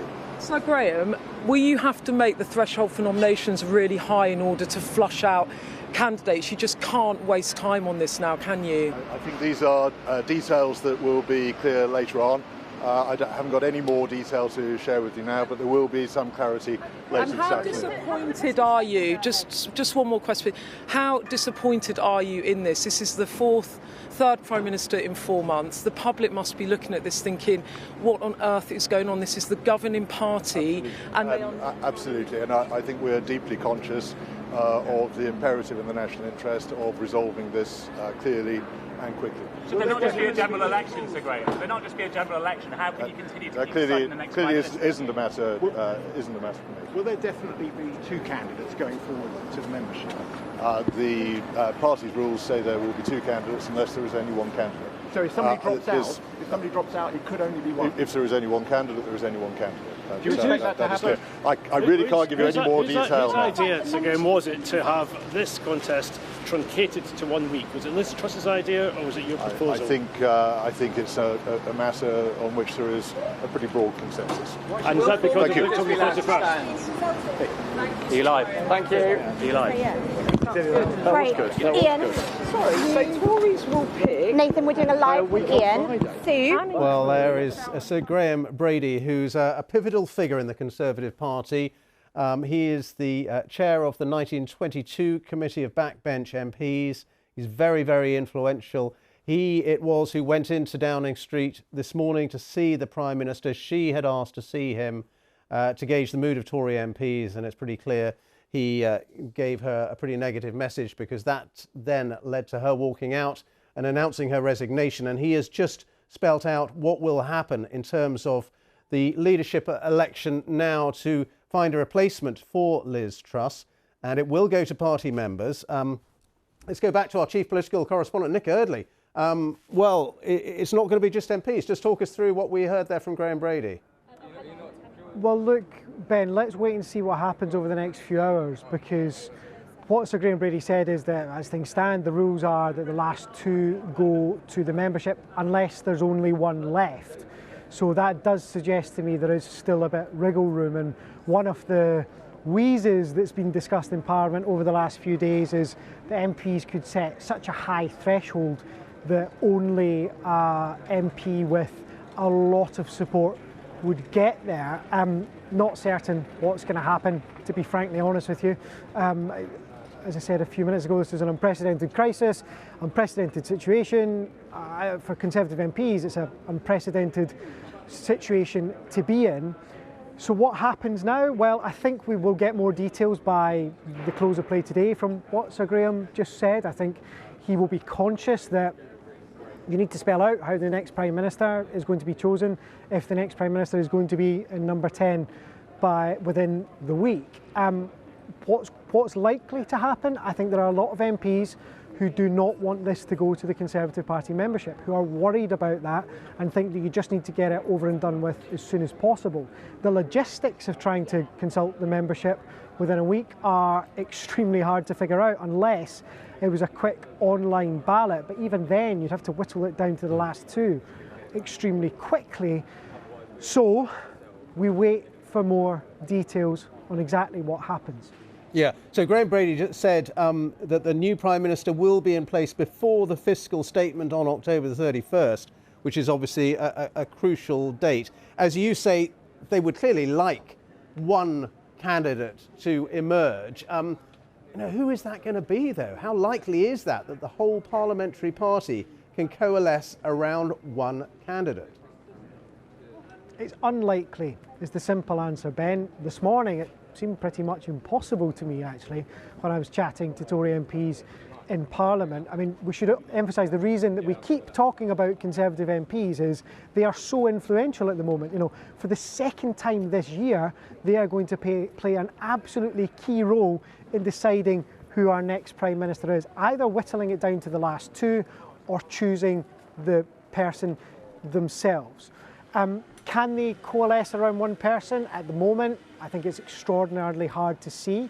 The names doing the rounds already in my WhatsApp are Rishi Sunak. I think his supporters will inevitably argue that he came second last time and he got a lot of it right when it came to the dangers of inflation. That's what they will say. I think Suella Braverman, who resigned as Home Secretary yesterday, is ambitious and she may fancy a tilt at trying to be the candidate of the right this time. Remember that Liz Truss beat her to that mantle last time and that allowed Liz Truss to get into the final two. Penny Mordaunt, maybe. I know a lot of MPs have concerns that she's not been tested in a crisis situation before, so may not be the right person, but she's potentially someone that will be sitting in her office right now weighing up the options. Keep an eye on Ben Wallace, the Defence Secretary. He didn't stand last time. I've been asking some of his allies within the past hour if he might stand. No answer just yet. Maybe that means they're weighing it up. Maybe we shouldn't read too much into it, but I think there will be some pressure on him to stand. I know that some of his cabinet colleagues have been making the case for him behind closed doors over the last few days. There are other names out there, Ben. I suspect Kemi Badenoch will have a think about it, given that she was popular with a lot of Tory MPs last time. Maybe the former Health Secretary Sajid Javid, but it's a long list, isn't it? There's no clear person there that would be a runaway favourite. I think my sense is that Rishi Sunak would be the favourite to get the most support among MPs simply because he did last time, but they will be very conscious that he is divisive, particularly among supporters of Boris Johnson, who thinks that he stabbed the former Prime Minister in the back when he resigned. And Boris Johnson, what about it? Maybe, just maybe, the former Culture Secretary Nadine Dorries is suggesting it already, that he's the only man with a mandate. I think it's unlikely, but unlikely things happen around this postcode a lot just now. Chris Mason, our political editor, your colleague, asked Sir Graham Brady, it's all a dog's dinner, isn't it? And he said in reply, well, it's not a circumstance I would wish to see. I mean, clearly embarrassed, really, by this whole situation and wanting to get all of this done within a matter of days. Well, look, I think Tory MPs feel quite humiliated by it, actually.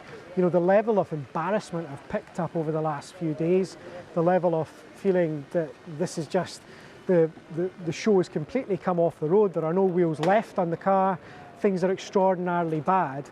I think a lot of them have given up, quite frankly. Certainly among those I've spoken to in the last few days, I've spoken to ministers who are dusting off their CVs with a view to losing their seat and having to find something else to do. It is a complete mess. It is chaos. And I think the question that Tory MPs are going to have to face up to in the next few hours is how do they give the impression that they can move on from this? Can they give that impression? There will be a lot of people arguing that it's impossible. The Labour Party are already arguing that there needs to be a general election because the Conservatives have lost the mandate to govern, the ability to unite the party, that the division is just so bad that for the case of the economy and the country, it's time to move on. Other opposition parties will agree with that. SNP leader Nicola Sturgeon's been saying it, the Lib Dem leader Ed Davey as well. So there's a big challenge ahead for Conservative MPs over the next few days to get this done, to get someone else into this postcode, into this address, I should say, within the next week. And that person, Ben, will face an extraordinary situation because a week on Friday, or maybe not a week, I've lost my dates, the 31st of October, whenever that is, that's the Monday, isn't it? That is going to be the state as things stand. That is the day that the Chancellor, Jeremy Hunt, is supposed to be giving a big update on how on earth the government is going to fill the massive fiscal black hole that has been run up with some of the plans that have emerged over the last few weeks under Liz Truss. He's got a huge challenge, but before that, he's facing a new Prime Minister. They'll possibly only have 3 days to make sure their plans add up with each other's.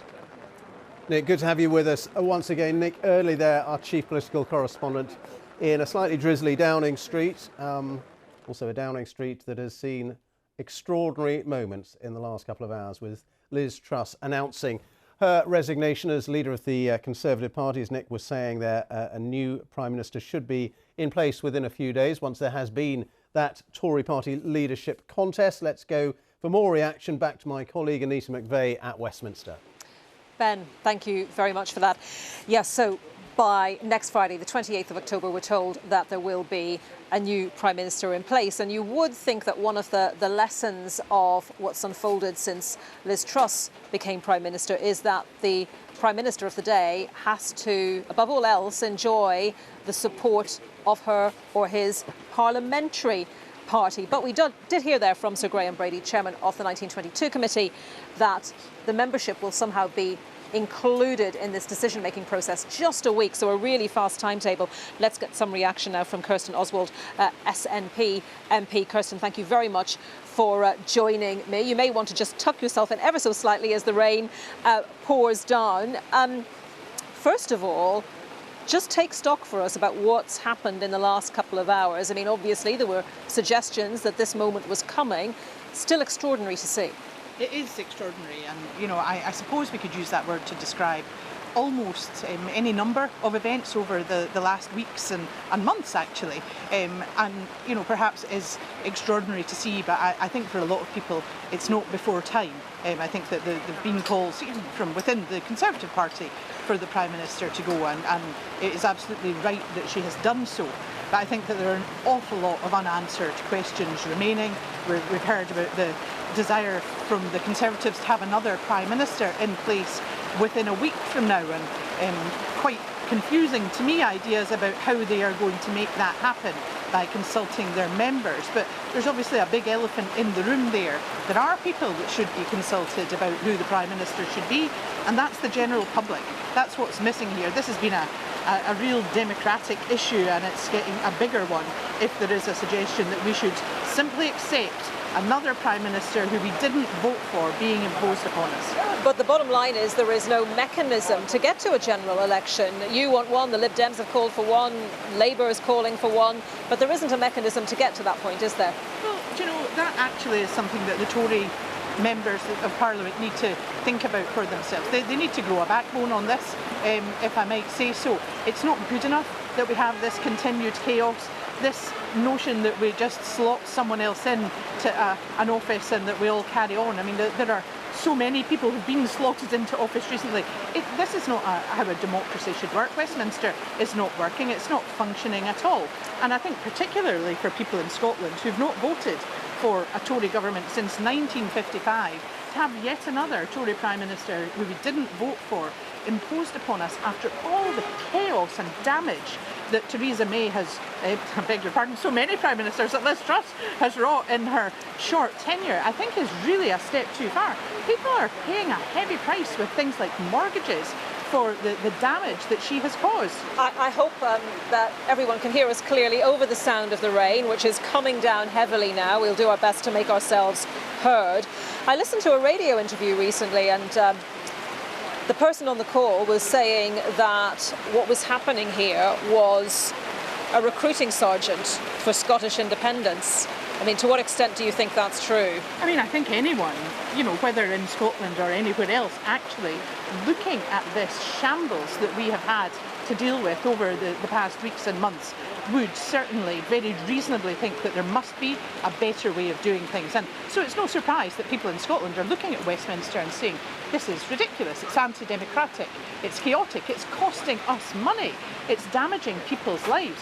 Of course, there is a better way, and there absolutely is a better way. So, you know, I'm clearly of the mind that Scottish independence can't come soon enough. And I think that the chaos here really demonstrates for me and for so many others that we can do so much better than this. If any other party, hypothetically, was looking for a new leader, do you think doing it in a week would be a pretty tall order? I mean, it seems like a bonkers suggestion to me. I can't imagine how that's going to be a workable, properly organised, transparent contest. I would imagine that it will lead to a lot of questions from those who want to participate in the contest as well as those who support them. But again, I go back to the fact that most of the people asking questions about how proper this is and how democratic this is are going to be the people outside the Westminster bubble who I think probably find it unforgivable that we have rammies in the lobbies, we have people's mortgages going up at really huge rates because of the actions of this government, and they don't have a say. That's not sustainable. Kirsten Oswald, thank you very much. Kirsten Oswald there, MP for the SNP here at Westminster, focusing there on what her argument is, that this is not democratic for the Conservative Party to then appoint another Prime Minister. Obviously, we had Boris Johnson. He was elected, huge majority. When he was replaced by Liz Truss, that was a vote among the party's own MPs and the wider party membership. Now we're moving to another very truncated 1 week voting process, again among the party's MPs and membership, we're told, to choose another Conservative Prime Minister. A really, really short time frame, and Sir Graham Brady, the chairman of the 1922 committee, who will be running that contest, saying that he will set out more details about how that is going to happen a little later on today. Obviously, he's got to go into fast forward, like the rest of the Conservative Party, in order to meet that time frame. And joining me now is, actually, I'm going to have a guest in just a moment, but I think I need to go back to the studio right now to my colleague, Ben Brown. Ben. Yeah, Anita, thank you very much indeed, because we've had some reaction in the last couple of minutes from the Labour leader, Sir Keir Starmer. He has been saying there has to be an immediate general election in the wake of Liz Truss's resignation, saying after 12 years of Tory failure, the British people deserve more than this revolving door of chaos. Let's have a listen to what Sir Keir Starmer, the Labour leader, has been saying in the last couple of minutes. Well, what a mess. And this is not just a soap opera at the top of the Tory party. It's doing huge damage to our economy and to the reputation of our country. And the public are paying with higher prices, with higher mortgages. So we can't have a revolving door of chaos. We can't have another experiment at the top of the Tory party. there is an alternative, and that's a stable Labour government. And the public are entitled to have their say, and that's why there should be a general election. Some sympathy for Liz Truss, her time in office pretty humiliating. The damage that has been inflicted on the public through higher prices and mortgages is considerable. This is not a soap opera. These are real lives that are being impacted by the mess at the top of the Tory party. We've had this revolving door. We've had these experiments at the top of the Tory party. The public are entitled to choose between this utter chaos and a Labour Party which will stabilise the economy and have got a clear plan for growth, for living standards and for jobs of the future. We need a general election so the public can make their mind up about this utter chaos. Isn't there an argument that a general election might actually prolong the instability to an outcome of that general election? Do we need more instability now, or just a chance for a clean state and just to stabilise the ship?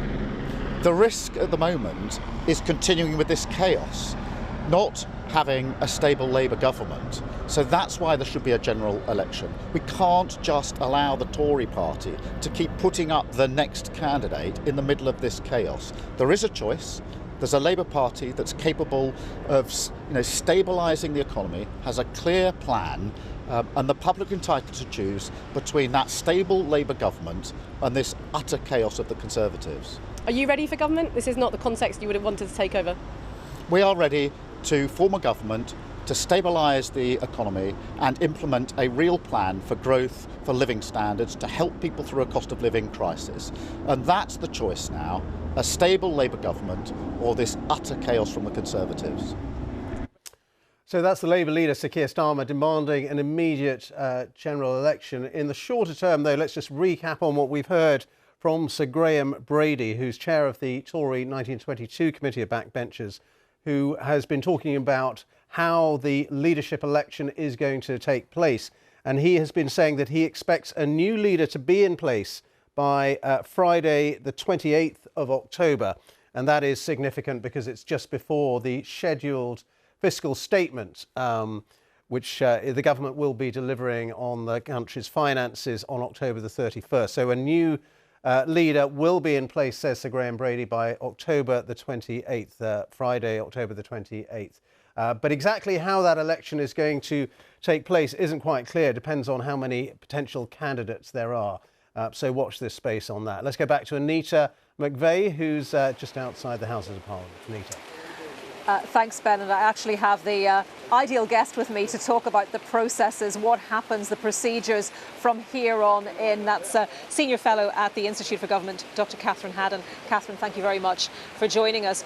It was interesting to hear the Labour leader, Sir Keir Starmer, characterise what's going to happen next, this one-week process to choose another Conservative leader and Prime Minister, as an experiment at the top of the Conservative Party. And he, along with other political parties, are calling for a general election. Members of the public have been getting in touch a lot recently to say, why isn't there a general election in these circumstances? Yeah, the reason is because the Conservative Party don't want one, and they have, in theory, a working majority, so they're able to command confidence in the Commons, which is the key to being able to form a government. So in theory you don't need a general election because you ought to have a stable government.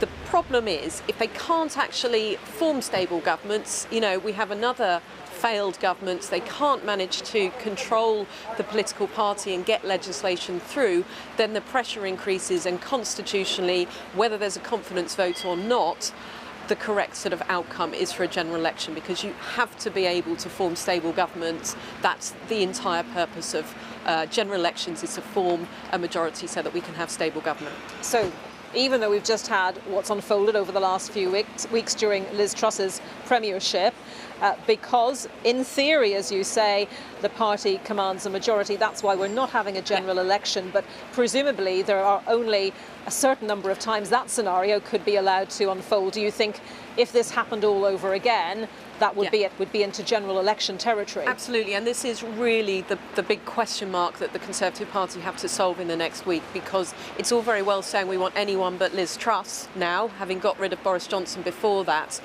but they not only have to find somebody that is acceptable to them, and it is most important that it's acceptable to the the parliamentary party, so they may want to bring the membership into it, but if they don't have the confidence of the parliamentary party, you can't command confidence, you can't form a stable government. You have to get out of the way and call a general election or pass it over to the opposition. That's how the Constitution works. Those are the principles behind it. But it is very tricky without a sort of formal vote. We saw it last night. If that was a confidence vote, if it had fallen, then the question would be asked about having a general election. But because it wasn't, or because they managed to get through it, we are now in this situation today. Yeah, so how do you think the party is actually going to do this in the space of a week, compared to the election campaign that we saw run through the summer, all those hustings, the best part of a couple of months? Yeah. I mean, the leadership rules that we've got in place now are entirely because back in the day, 1963 and before, it would be, what was called the men in grey suits, but it would usually be men getting around together to decide who should be the next leader. And probably similar will happen at the moment. I don't think we heard from Graham Brady earlier about the threshold of being able to get onto the ballot paper. We didn't know. So they could put that very high. So only if you've got the support of 50, maybe more MPs, can you even get onto it. That would stop too many rounds going through. And it could be that actually enough MPs talk to each other, decide not to campaign, that actually it coalesces around one candidate, which is what happened in 2003 with Michael Howard. That is their best chance of avoiding the membership getting involved and therefore rallying around a unity candidate. But there won't be a lot of people watching that have confidence they can do that. Yeah, of course.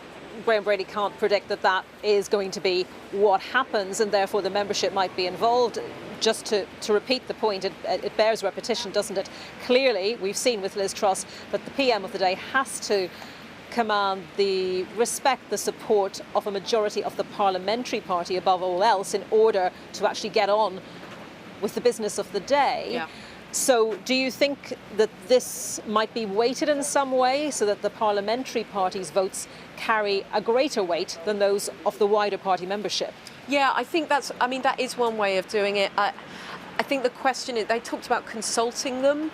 I honestly don't know what they have in mind. I think perhaps Brady's hasn't worked out what the details will be. Well, we haven't been in this sort of situation before, exactly. Have we? So they're trying to both give it a semblance of some kind of democracy with a small d within their party, but at the same time they're trying to find a quick workaround that allows them to solve this in what, the grey suits, as I say, think is the most sensible fashion. But it's hard to do when you've got a party that is so split into different factions and when there is so much blood in the water of people who are annoyed with other people and don't want them to be the leader of their party. So it's a real challenge for them as a political party, and a general election is something that needs to be sitting there as a threat if they cannot resolve this, because we do need stable government.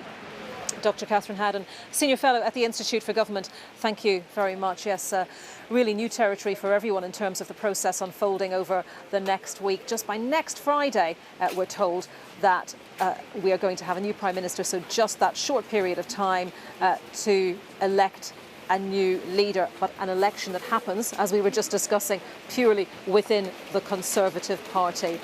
For the moment, back to you, Ben. Yeah, Anita, that's absolutely right. By next Friday, October the 28th, that is what Sir Graham Brady has said, the chair of the 1922 committee. We're still awaiting more details, exactly how that Tory leadership race is going to work. He was saying the expectation is that the Conservative Party members will be involved in the process.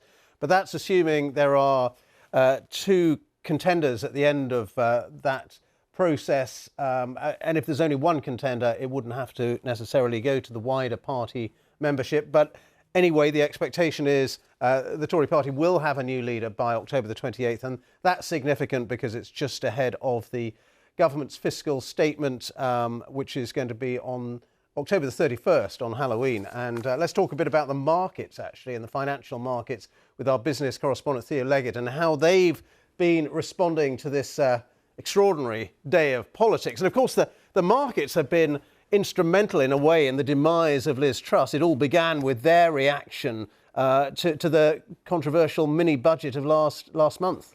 Absolutely, Ben. And there's a delicious irony here, really, that the markets which triggered this acute bout of political turmoil, this political crisis, have taken the departure of Liz Truss pretty much in their stride. We did see a spike in the value of the pound just before her announcement was made. It went above the $1.13, and the government's cost of borrowing has come down a bit as well. But it's been a relatively muted reaction. And I think there's a very good reason for that, which is that whoever comes into power as successor to Liz Truss will be hamstrung. They will not be able to come in with the kind of almost revolutionary policies that she came in with. She came in and the first thing she did was announce a sweeping energy subsidy programme. That had an open-ended cost. It was extremely expensive and it was open-ended for 2 years. Then off the back of that, she introduced the mini-budget, or her Chancellor introduced the mini-budget, which included some £45 billion worth of unfunded tax cuts. Now, we've had U-turns on both of those. The energy subsidies will still be in place because, frankly, they are needed, but they will only continue until April, and then there will be a review.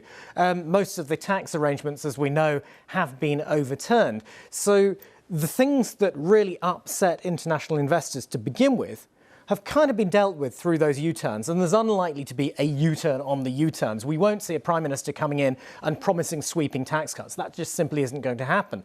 The question is, what happens now in the fiscal statement on the 31st of October? And the new Prime Minister will be coming in just 3 days before that statement is made. And we also know from what people within Westminster have been telling us over the past week that there are still disagreements within the Conservative Party over just what should happen in that statement, where the cuts will fall, for example, because there will need to be spending cuts.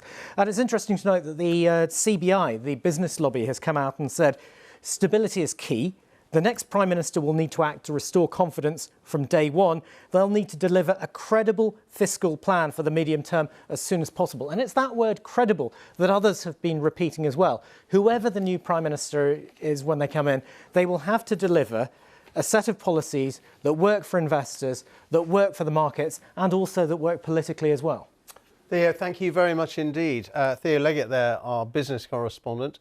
Let's gauge political reaction now from right around the United Kingdom. In a moment, we're going to be talking to our correspondent, Hal Griffith, who's in Cardiff, and Chris Page in Belfast. Let's first of all, though, go to James Shaw, who's in Glasgow. And James, we've had a pretty ferocious reaction to Liz Truss's resignation statement from the First Minister of Scotland, Nicola Sturgeon. That's right. She said there are no words, Ben, to describe this utter shambles adequately. It is beyond hyperbole and parody. Reality, though, is that ordinary people are paying the price. The interests of the Tory party should concern no one right now. A general election is now a democratic imperative.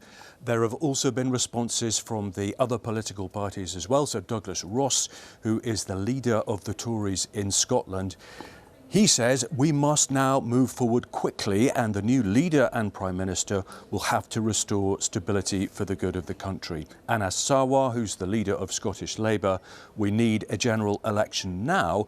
Alex Cole-Hamilton of the Scottish Liberal Democrats, the Conservatives are not fit for government, also calling for a general election. And Patrick Harvey, who's the joint leader of the Scottish Greens. Never in the field of British politics was so much harm done to so many in so few weeks. So misquoting Winston Churchill, or reversioning that famous quote from Winston Churchill about the Battle of Britain to characterise his view of what Liz Truss's administration has done in the last 6 weeks or so. So I think the general consensus outside the Conservative Party in Scotland, it is very clear, Ben, that consensus is for a general election as soon as possible, but it seems highly unlikely that that call is going to be answered anytime soon. James, thank you very much indeed. I just want to bring viewers some news that the Times newspaper is reporting that Boris Johnson is expected to stand in the Tory leadership contest that we're going to have. This is from Steve Swinford, who's the Times political editor, saying, I'm told that Boris Johnson is expected to stand in the Tory leadership contest. He is taking soundings, but is said to believe it is a matter of national interest. And if that were true, that would be extraordinary, having been forced out of Downing Street just a few months ago after that whole slew of resignations that began with Rishi Sunak leaving office, and then Boris Johnson, after many of his ministers resigned, being forced himself to resign. And of course that then paved the way for that leadership contest that we saw over the summer between Rishi Sunak and Liz Truss, that Liz Truss won. And now Liz Truss herself is out of Downing Street. She served 44 days so far. She will stay on as Prime Minister for the time being until there is a new Tory party leader, which is expected to be by October the 28th. But Boris Johnson, according to the Times, is expected to stand in the Tory leadership contest. We'll be getting reaction to that from the Tory party and many other people as well, and trying to find out from Boris Johnson himself if that is true. Now, let's go back to the reaction right around the United Kingdom. We were hearing there from James in Glasgow. Let's go to Hal Griffith, who's got reaction from Wales. And we've been hearing from the First Minister, haven't we? Yeah, and a pretty scathing response from the First Minister, Mark Drakeford. Not a surprise, maybe, when you remember that he's the leader of the Welsh Labour Party, but certainly not someone with any sympathy for Liz Truss. In a statement, he says there's been a complete and utter failure of government, with everyone in the country now to pay the price. The complete lack of leadership is preventing decisions and action being taken. Now, you have to remember that in 44 days as Prime Minister, Liz Truss didn't even speak to Mark Drakeford. Normally, Prime Minister would speak to First Minister, something we saw on and off with Boris Johnson during the pandemic. But we know that there wasn't even a phone call between the two. So Mark Drakeford may now have to prepare himself for speaking to a new Prime Minister. But who will that be? Were it to be, as the news you just broke there, Boris Johnson to stand, I think some Welsh Conservatives may like that, because in the 2019, Boris Johnson helped to win a record equaling number of seats in Wales, 14 Tory seats. The polls at the moment suggest that most of the blue would be wiped off the map in Wales. So Tory members here in Wales and the Senedd members and the MPs may back that Boris bid if it is confirmed. In terms of the other parties, well, Plaid Cymru scathing as well, joining calls for general election, really making the case that the Westminster chaos, as they call it, is probably an argument for Welsh independence. Eventually, the Liberal Democrats in Wales here too, condemning the actions of Liz Truss's dying government. So very little sympathy, it seems, here for Liz Truss after she's announced her resignation. Hal, thank you very much. And to Chris Page, who's in Belfast for us. Chris, reaction there to the drama that we've seen unfolding in Downing Street today? Yes, well, there's now a whole new level of uncertainty, as if any were needed here in Northern Ireland. It's been said in recent days that Westminster had ceased to have a functioning government. Well, Northern Ireland has been without a fully functioning devolved government since February. That was when the Democratic Unionist Party, in effect, collapsed the power-sharing Stormont executive over its opposition to the Brexit trade border with the rest of the UK, known as the Northern Ireland Protocol. And the DUP says it won't allow power-sharing to resume unless checks on goods arriving here from the rest of the UK are scrapped. Sir Graham Brady mentioned Friday, next Friday, the 20th of October, as the day whenever the Tory leadership contest should be concluded. That is also a day marked in the diary in this part of the UK. That is because it is on that day, next Friday, that the legal deadline to restore the devolved government after the election in May runs out. And the current Northern Ireland Secretary, Chris Heaton-Harris, has made clear, really just in the last couple of days, that he will go ahead and call a new election to the Stormont Assembly if there is no political breakthrough. So parties here had been preparing to go back to the polls on the 15th of December. So now lots of questions about that. If it does take until next Friday for the new Prime Minister to be in place, Well, you would think that would mean there'd be no time for the Westminster government to change course on calling an election, if indeed they had the legal means to do so. If it was concluded a little bit earlier, well, could you get a new Northern Ireland Secretary with different ideas to Chris Heaton-Harris, who could find some sort of legal mechanism for delaying that Assembly election? So far, we've had the Cross Community Alliance Party and the Nationalist SDLP calling for a general election, never mind an Assembly election. Also, I've just heard from the woman who is in line to be First Minister at Stormont if power sharing is reduced, Sinn Féin's Michelle O'Neill. She said the chaos and disastrous policies of the Tories have heaped misery onto workers, families and businesses. Liz Truss joins the long line of British Prime Ministers who have failed people here, and she says all parties need to work together and support the people in a new Stormont executive. As for the DUP, well, they had been fans of Liz Truss during the Tory leadership contest, thinking she would take a firmer line with Brussels in the negotiations over the Northern Ireland Protocol. But now they will be attacked by other parties for having supported Liz Truss, in essence, up to this point. OK, Chris, thank you very much. Chris Page for us there in Belfast. Also, thanks to Hal Griffith in Cardiff and James Shaw with reaction from Glasgow as well. And we can go to Glasgow as well to join the Professor Sir John Curtis of the University of Strathclyde, our well-known expert in British political history and all things political. And I want your starter for 10, John Curtis. Does this make Liz Shaw the shortest serving Prime Minister in British political history? Not quite. George Canning has that prize because he died while he was in office. But yeah, for somebody who's still alive, at least this is the shortest running term. It's a good pub quiz question, and at least I now know the answer. Thank you very much. Right, what do you make, first of all, about what happens next in terms of this Tory leadership contest? Is it likely to go, do you think, to the wider membership? Can it be done within a few days, within a week? Well, I think that's probably a technological question which is beyond my ken, as it were, in the sense that, you know, if MPs can whittle the number of candidates down to 2 by, let's say, Tuesday, whether the Conservative Party has the ability to run an effective online ballot within a matter of a couple of days. And that's probably the question that some of the party officials are currently trying to work out. But that's clearly pretty much the only way of doing it. And that obviously raises the question that, you know, well, there'll be some Conservative members who don't necessarily have access to the internet, or at least not very familiar with it. It is a relatively older section of the population. So far as the candidates are concerned, well, you've already talked about Boris Johnson trying to stand. I think we should remember at this point that Mr. Johnson still has hanging over him the inquiry by the Committee on Standards as to whether or not he misled the House of Commons with regard to some of his statements about Partygate. And I would have thought, but maybe I'll be wrong, that Tory MPs might be very wary of jumping back into having Mr. Johnson in office and then finding themselves embroiled in exactly the same arguments about his probity from which they thought they had escaped when he was brought down at the beginning of July.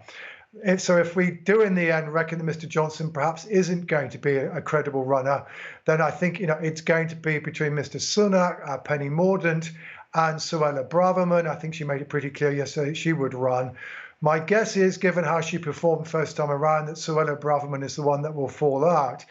And then the question is, can Rishi Sunak second time around win against Penny Mordaunt?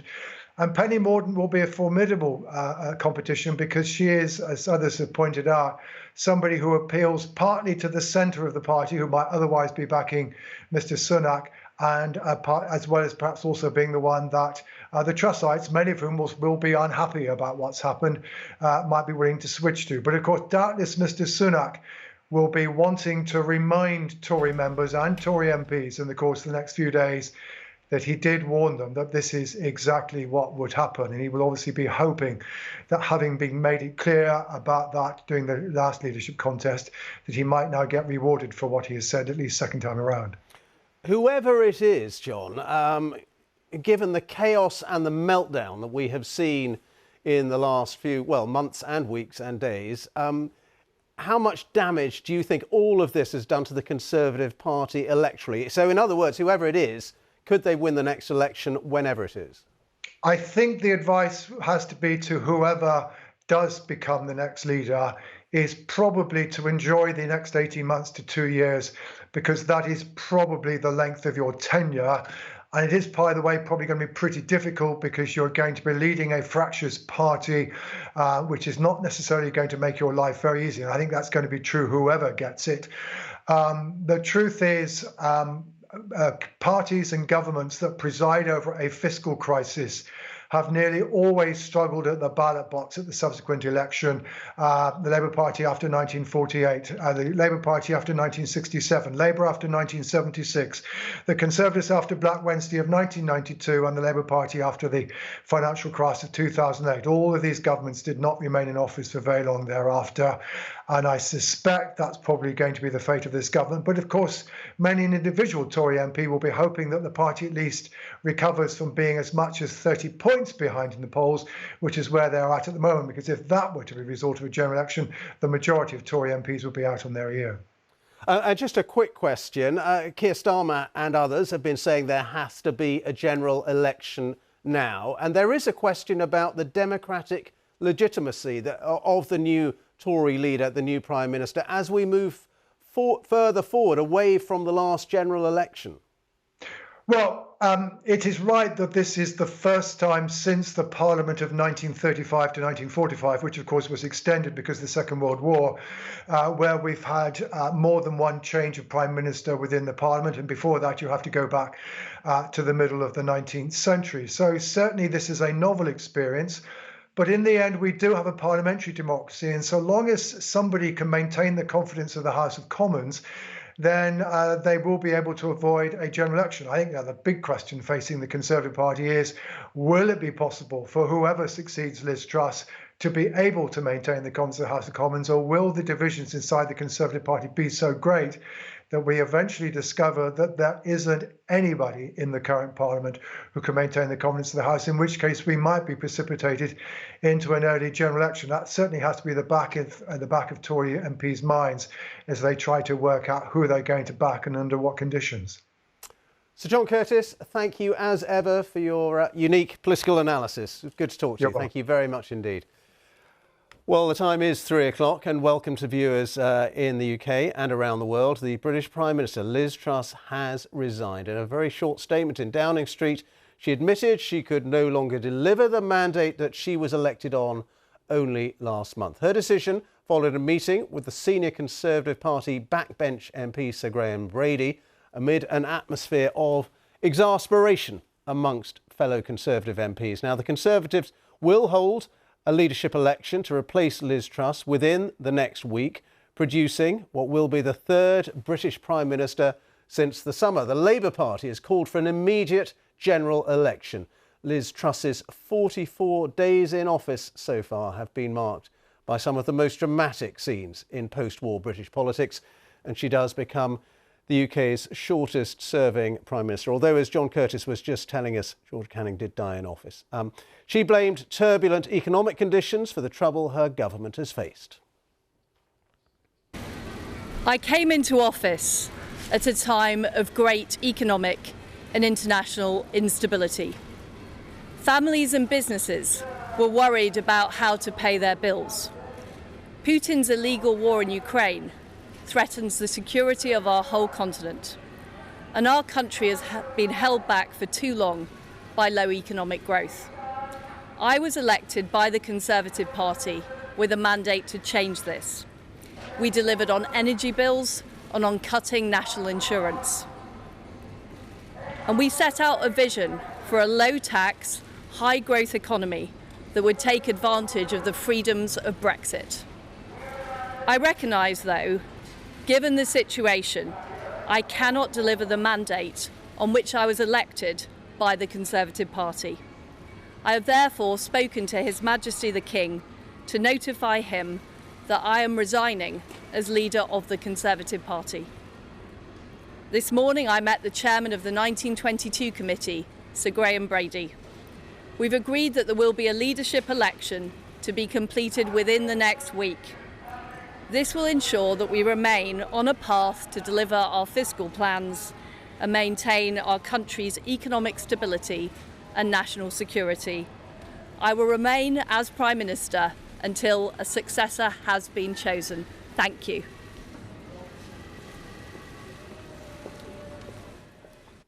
Liz Truss with that very dramatic resignation statement just outside number 10 Downing Street. I just want to correct myself actually in terms of who has been the shortest serving British Prime Minister. It is Liz Truss, we are now told, because although we were hearing from Sir John Curtis that it was George Canning who died in April in 1827, he had served 118 days as Prime Minister. Liz Truss, 44 days so far, and by the time she is replaced by the new Tory leader, once he or she is elected, it will be probably something like 50 days. Anyway, let us hear now from Sir Graham Brady, who's chair of the 1922 committee. He says he expects a leadership result by Friday of next week.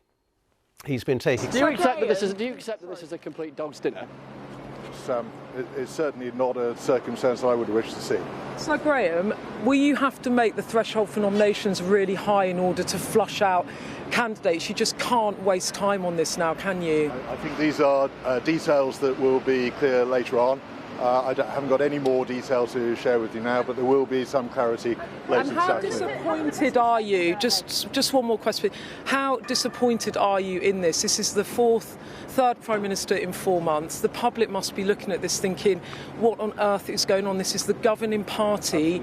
Absolutely, and I think we're deeply conscious of the imperative in the national interest of resolving this clearly and quickly. So they're not just be a general election, Sir Graham. They're not just be a general election. How can you continue to keep in the next clearly isn't a matter for me. Will there definitely be two candidates going forward to the membership?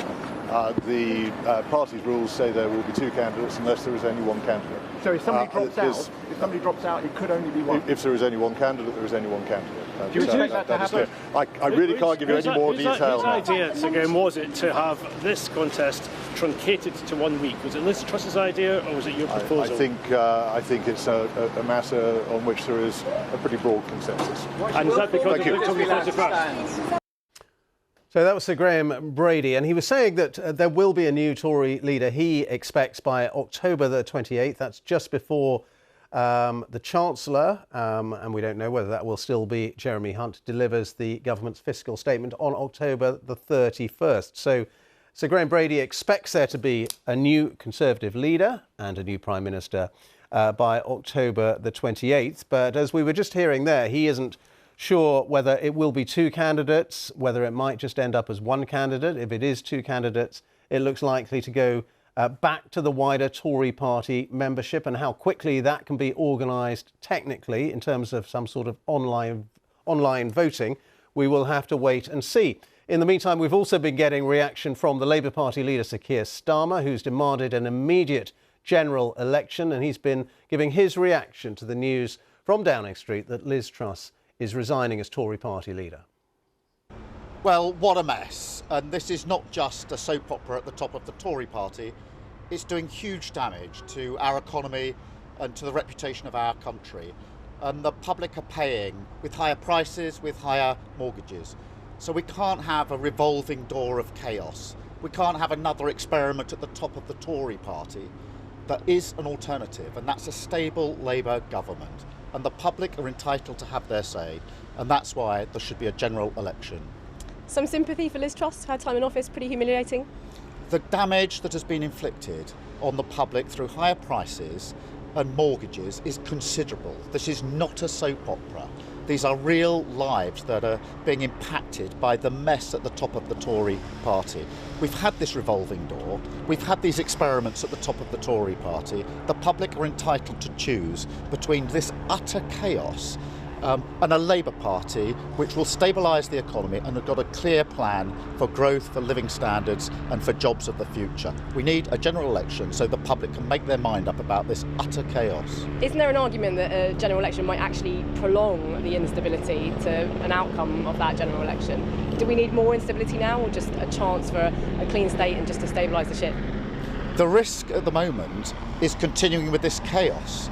not having a stable Labour government. So that's why there should be a general election. We can't just allow the Tory party to keep putting up the next candidate in the middle of this chaos. There is a choice.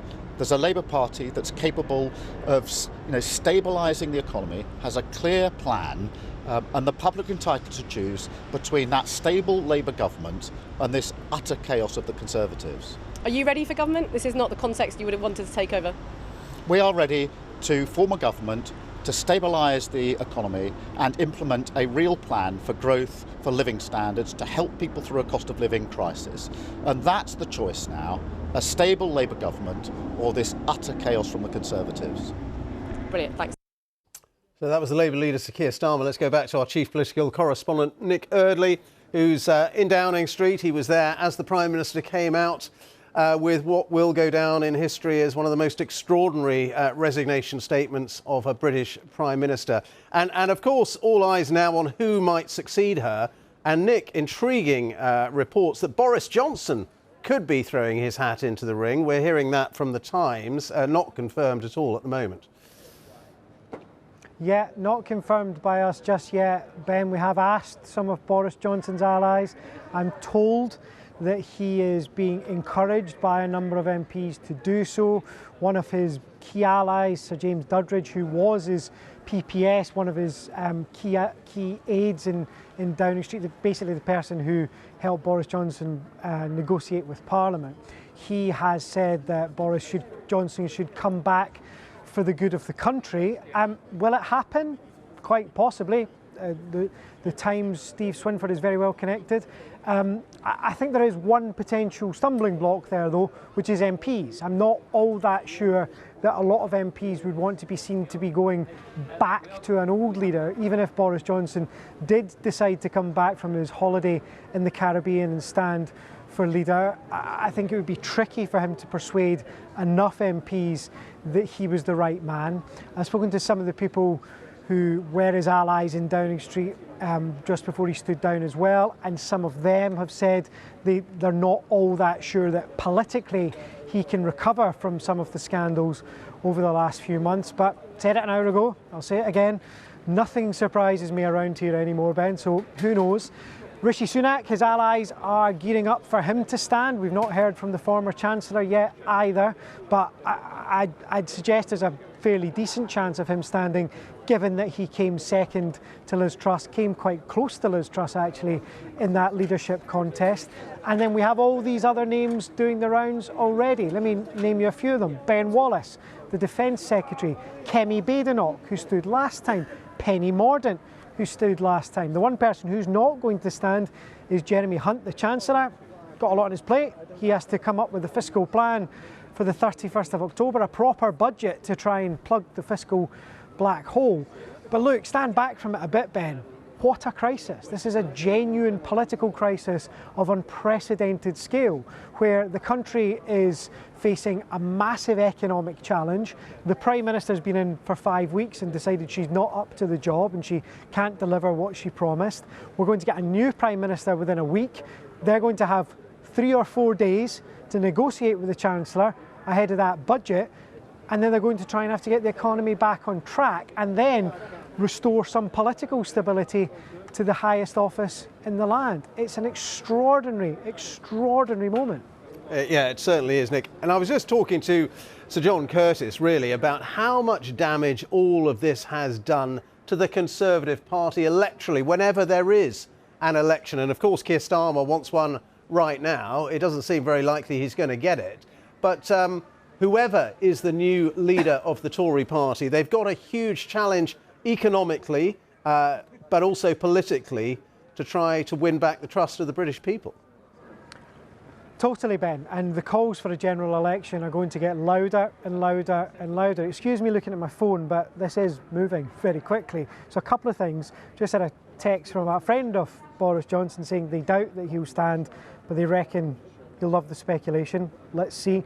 Our political editor, Chris Mason, is saying that sources close to Brandon Lewis say that MPs are urging him to stand now. He is, of course, the what is he now? The Justice Secretary. He was the Northern Ireland Secretary.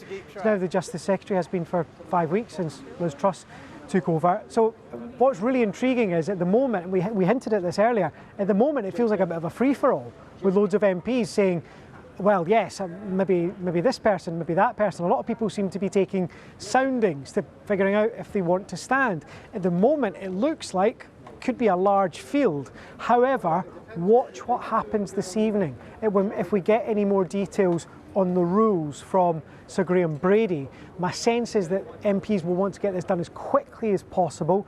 I reckon they'll want to make the decision themselves, although we'll wait and see if they make that call. And that could mean this moves quite quickly, and the thresholds to get through various rounds are actually quite high to make sure that there is a new Prime Minister in place in this address by this time next week. Yeah, Nick, of course, look at your phone at any time you want. I won't take it as an insult at all. I know you've got the news to keep up with as you get messages from important political sources.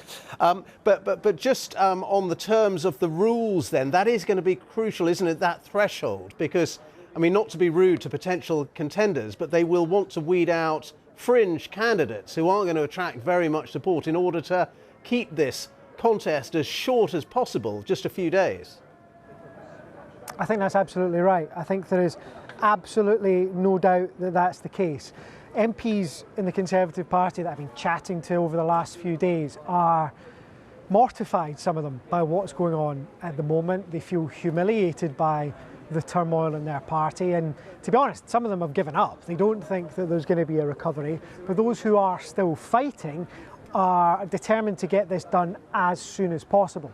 The calculation that was being made this morning before Graham Brady turned up here and had that conversation that led to Liz Truss's resignation, the conversations I was having with Conservative MPs were weighing up the question of whether it would avoid chaos to get Liz Truss out or create more chaos.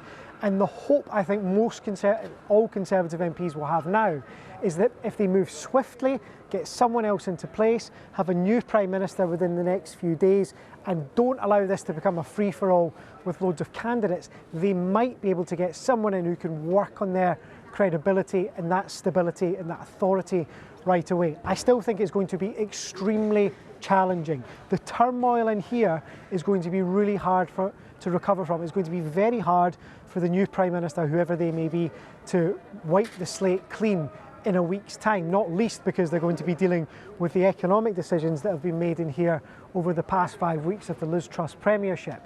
However, this is something that is being actively discussed among Conservative MPs this afternoon. Remember, we keep talking about them because they are going to make the big decisions over the next few days. They may well decide over the next few weeks who lives in here.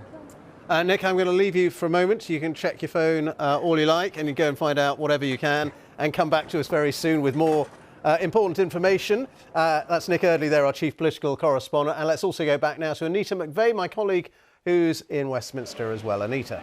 Ben, thank you very much. And with me here is the leader of the Liberal Democrats, Sir Ed Davey. And we spoke, thank you very much for joining me, first of all. We spoke a couple of days ago when there was speculation that Liz Truss certainly could survive as PM, potentially until the end of October, when the Chancellor would deliver more detail on the government's fiscal plans. But she's gone. Your reaction to that news and the fact that we're going to have a new Conservative Party leader, a new Prime Minister, by next Friday?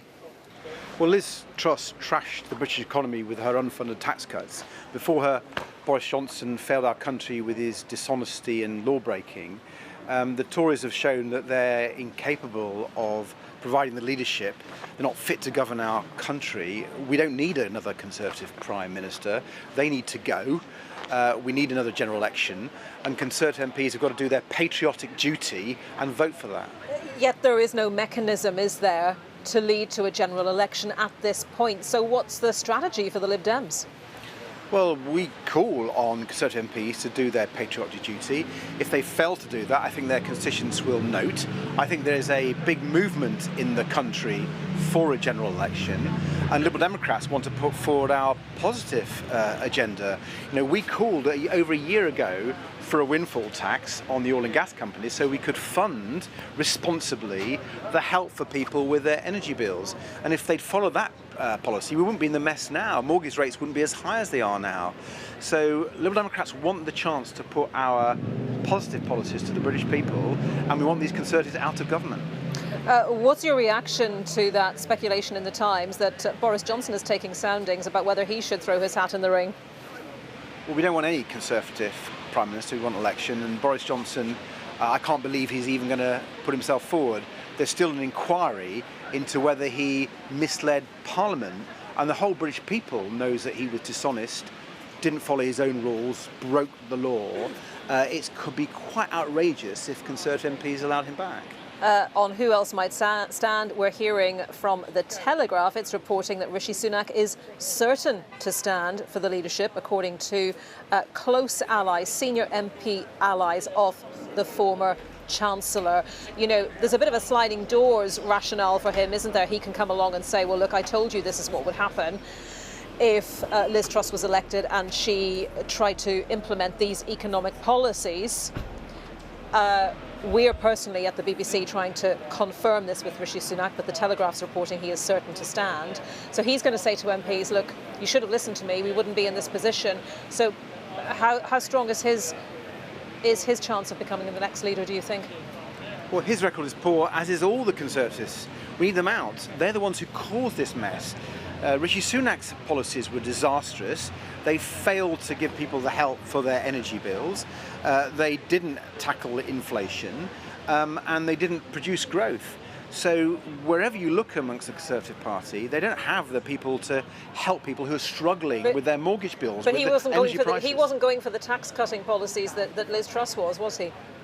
Well, he wasn't helping people with their energy bills, and frankly, there's such a divided party. Many people really dislike Rishi Sunak because of what he did to Boris Johnson. They're fighting each other. Our country needs stability. We need a political party and a government that can give strong leadership. The political instability, the divided party, which is the Conservative Party, isn't fit to govern our country. They have to go. And just moving the deck chairs on the Titanic with one failed Conservative MP after another isn't what our country needs. We're in a real mess. It's a huge challenge. Millions of people are struggling families, struggling pensioners. They need help. And with this political instability and divided Conservative Party, they're not going to get it from this lot. You're a political leader. When you look at the polls in which the Conservatives have been performing so badly, you must be chomping at the bit to get to a general election. It doesn't look like that's going to happen. Keir Starmer also calling for a general election, clearly, and the SNP and other political parties.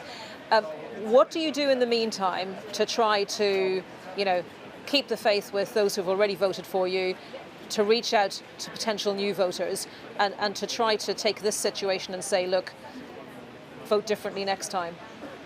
Well, beyond arguing the case for a general election so we can get rid of the Conservatives, Liberal Democrats will continue to put forward our constructive policies.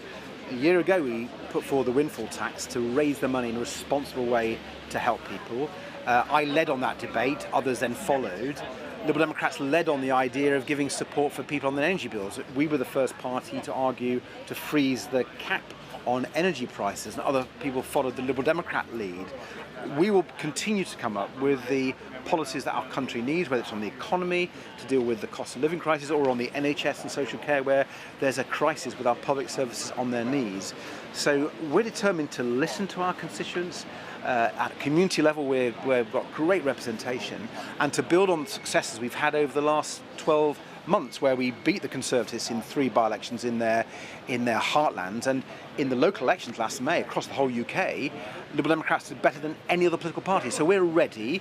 We're beginning to, I think, attract support to us because we have those sensible policies. Sir Ed Davey, leader of the Liberal Democrats, thank you very much for your time. Yes, so just to recap on that news, that The Telegraph is reporting that Rishi Sunak is certain to stand, is the quote, according to The Telegraph, who've been speaking to senior MP allies of the former Chancellor. We believe he's in his constituency in North Yorkshire.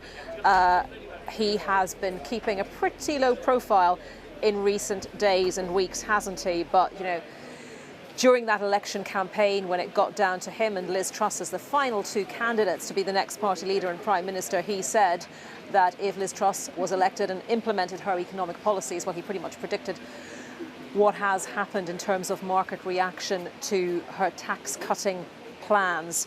So Rishi Sunak certain to stand, according to the Telegraph. We are here at the BBC trying to confirm that. But with me now, right now, with her reaction is Carla Denyer, the co-leader of the Green Party. Carla, thank you very much for joining us here on BBC News today. And like I've been asking all the other politicians I've been speaking to, first of all, your reaction to the events of the last couple of hours. Well, the events of the last couple of hours, weeks, months, you could say years, has demonstrated that the Conservative Party are unfit to govern. The chaos they've created through their ideological movements by Truss in her mini-budget, the untold harm that's caused to the economy. And let's not forget the harm that it's caused to people in their everyday lives. People were already struggling from the cost of living crisis. And now there's more and more uncertainty. People are really living in fear about what it means for them. We cannot allow the Conservative government to, yet again, a very small pool of people choosing who runs this country from an increasingly small pool of people with the talents to do so. So you're basically saying the Conservatives had their chance to try to create a fresh start when they chose Liz Truss. That hasn't worked out yet. There isn't a mechanism, is there, for a general election to be called?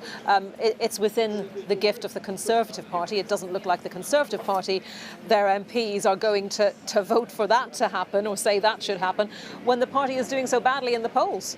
Yeah, I recognise, of course, that we're in a parliamentary democracy, and so it is not constitutionally required to change, to have a general election when they have a change of the leader of government. However, it is very clear that the Conservative Party have lost the trust of the vast majority of the public. They've really lost the authority to govern nationally and internationally. And now with Jeremy Hunt as Chancellor, he's clearly laying the groundwork for bringing in a second round of austerity, which will be massively harmful. You know, I'm a local councillor in Bristol. I've been a councillor since 2015. And so I've seen firsthand the horrendous impacts of the first round of austerity on government spending, including local government spending, and it really hampering the ability of local government to provide essential services to people that are struggling, even services like preventing homelessness. And yet, with no electoral mandate whatsoever, Jeremy Hunt is trying to bring in another round of damaging austerity. He's simply not got the votes to back up those policies. Yeah, he has said that public spending will rise overall, but of course there's been no commitment, has there, to that rising in line with inflation, which would be a cut in real terms, just to explain to our viewers. But same question I put to Ed Davey a couple of minutes ago.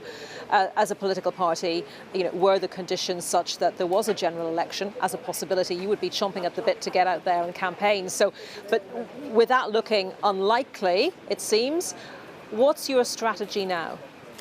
Well, yes, we are ready for a general election, and we had our party conference just a couple of weeks ago, a few days before the Conservatives, and the contrast couldn't be more stark. The mood in the Green Party conference, a journalist reporting from there described it as calm.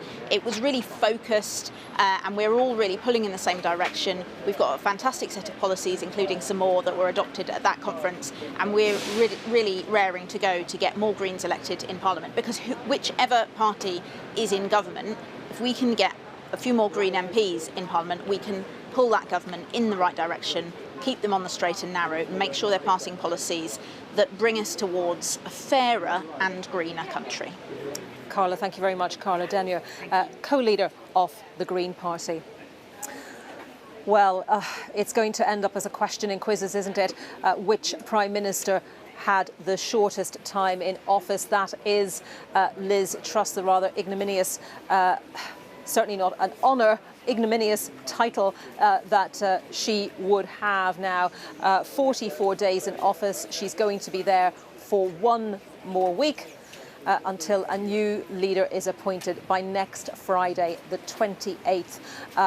Quite a dizzying speed of events. Someone who can put all of this in a much greater context is Anthony Selden, the historian, who joins me now. Thank you very much for your time this afternoon. And I hope you're not going to correct me. I am right in saying that she is the shortest serving Prime Minister. She is indeed. So Canning was 119 days, but he died, so he couldn't have done very much about that. And you say trying to put it in some kind of context. I'm not certain I can. I mean, it's all the records are just collapsing before our eyes. This is extraordinary. Yeah.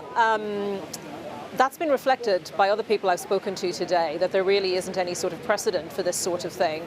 So what does this say to the UK, to the rest of the world, about the functioning of Parliament here, the mother of parliaments just across the road from where we are standing?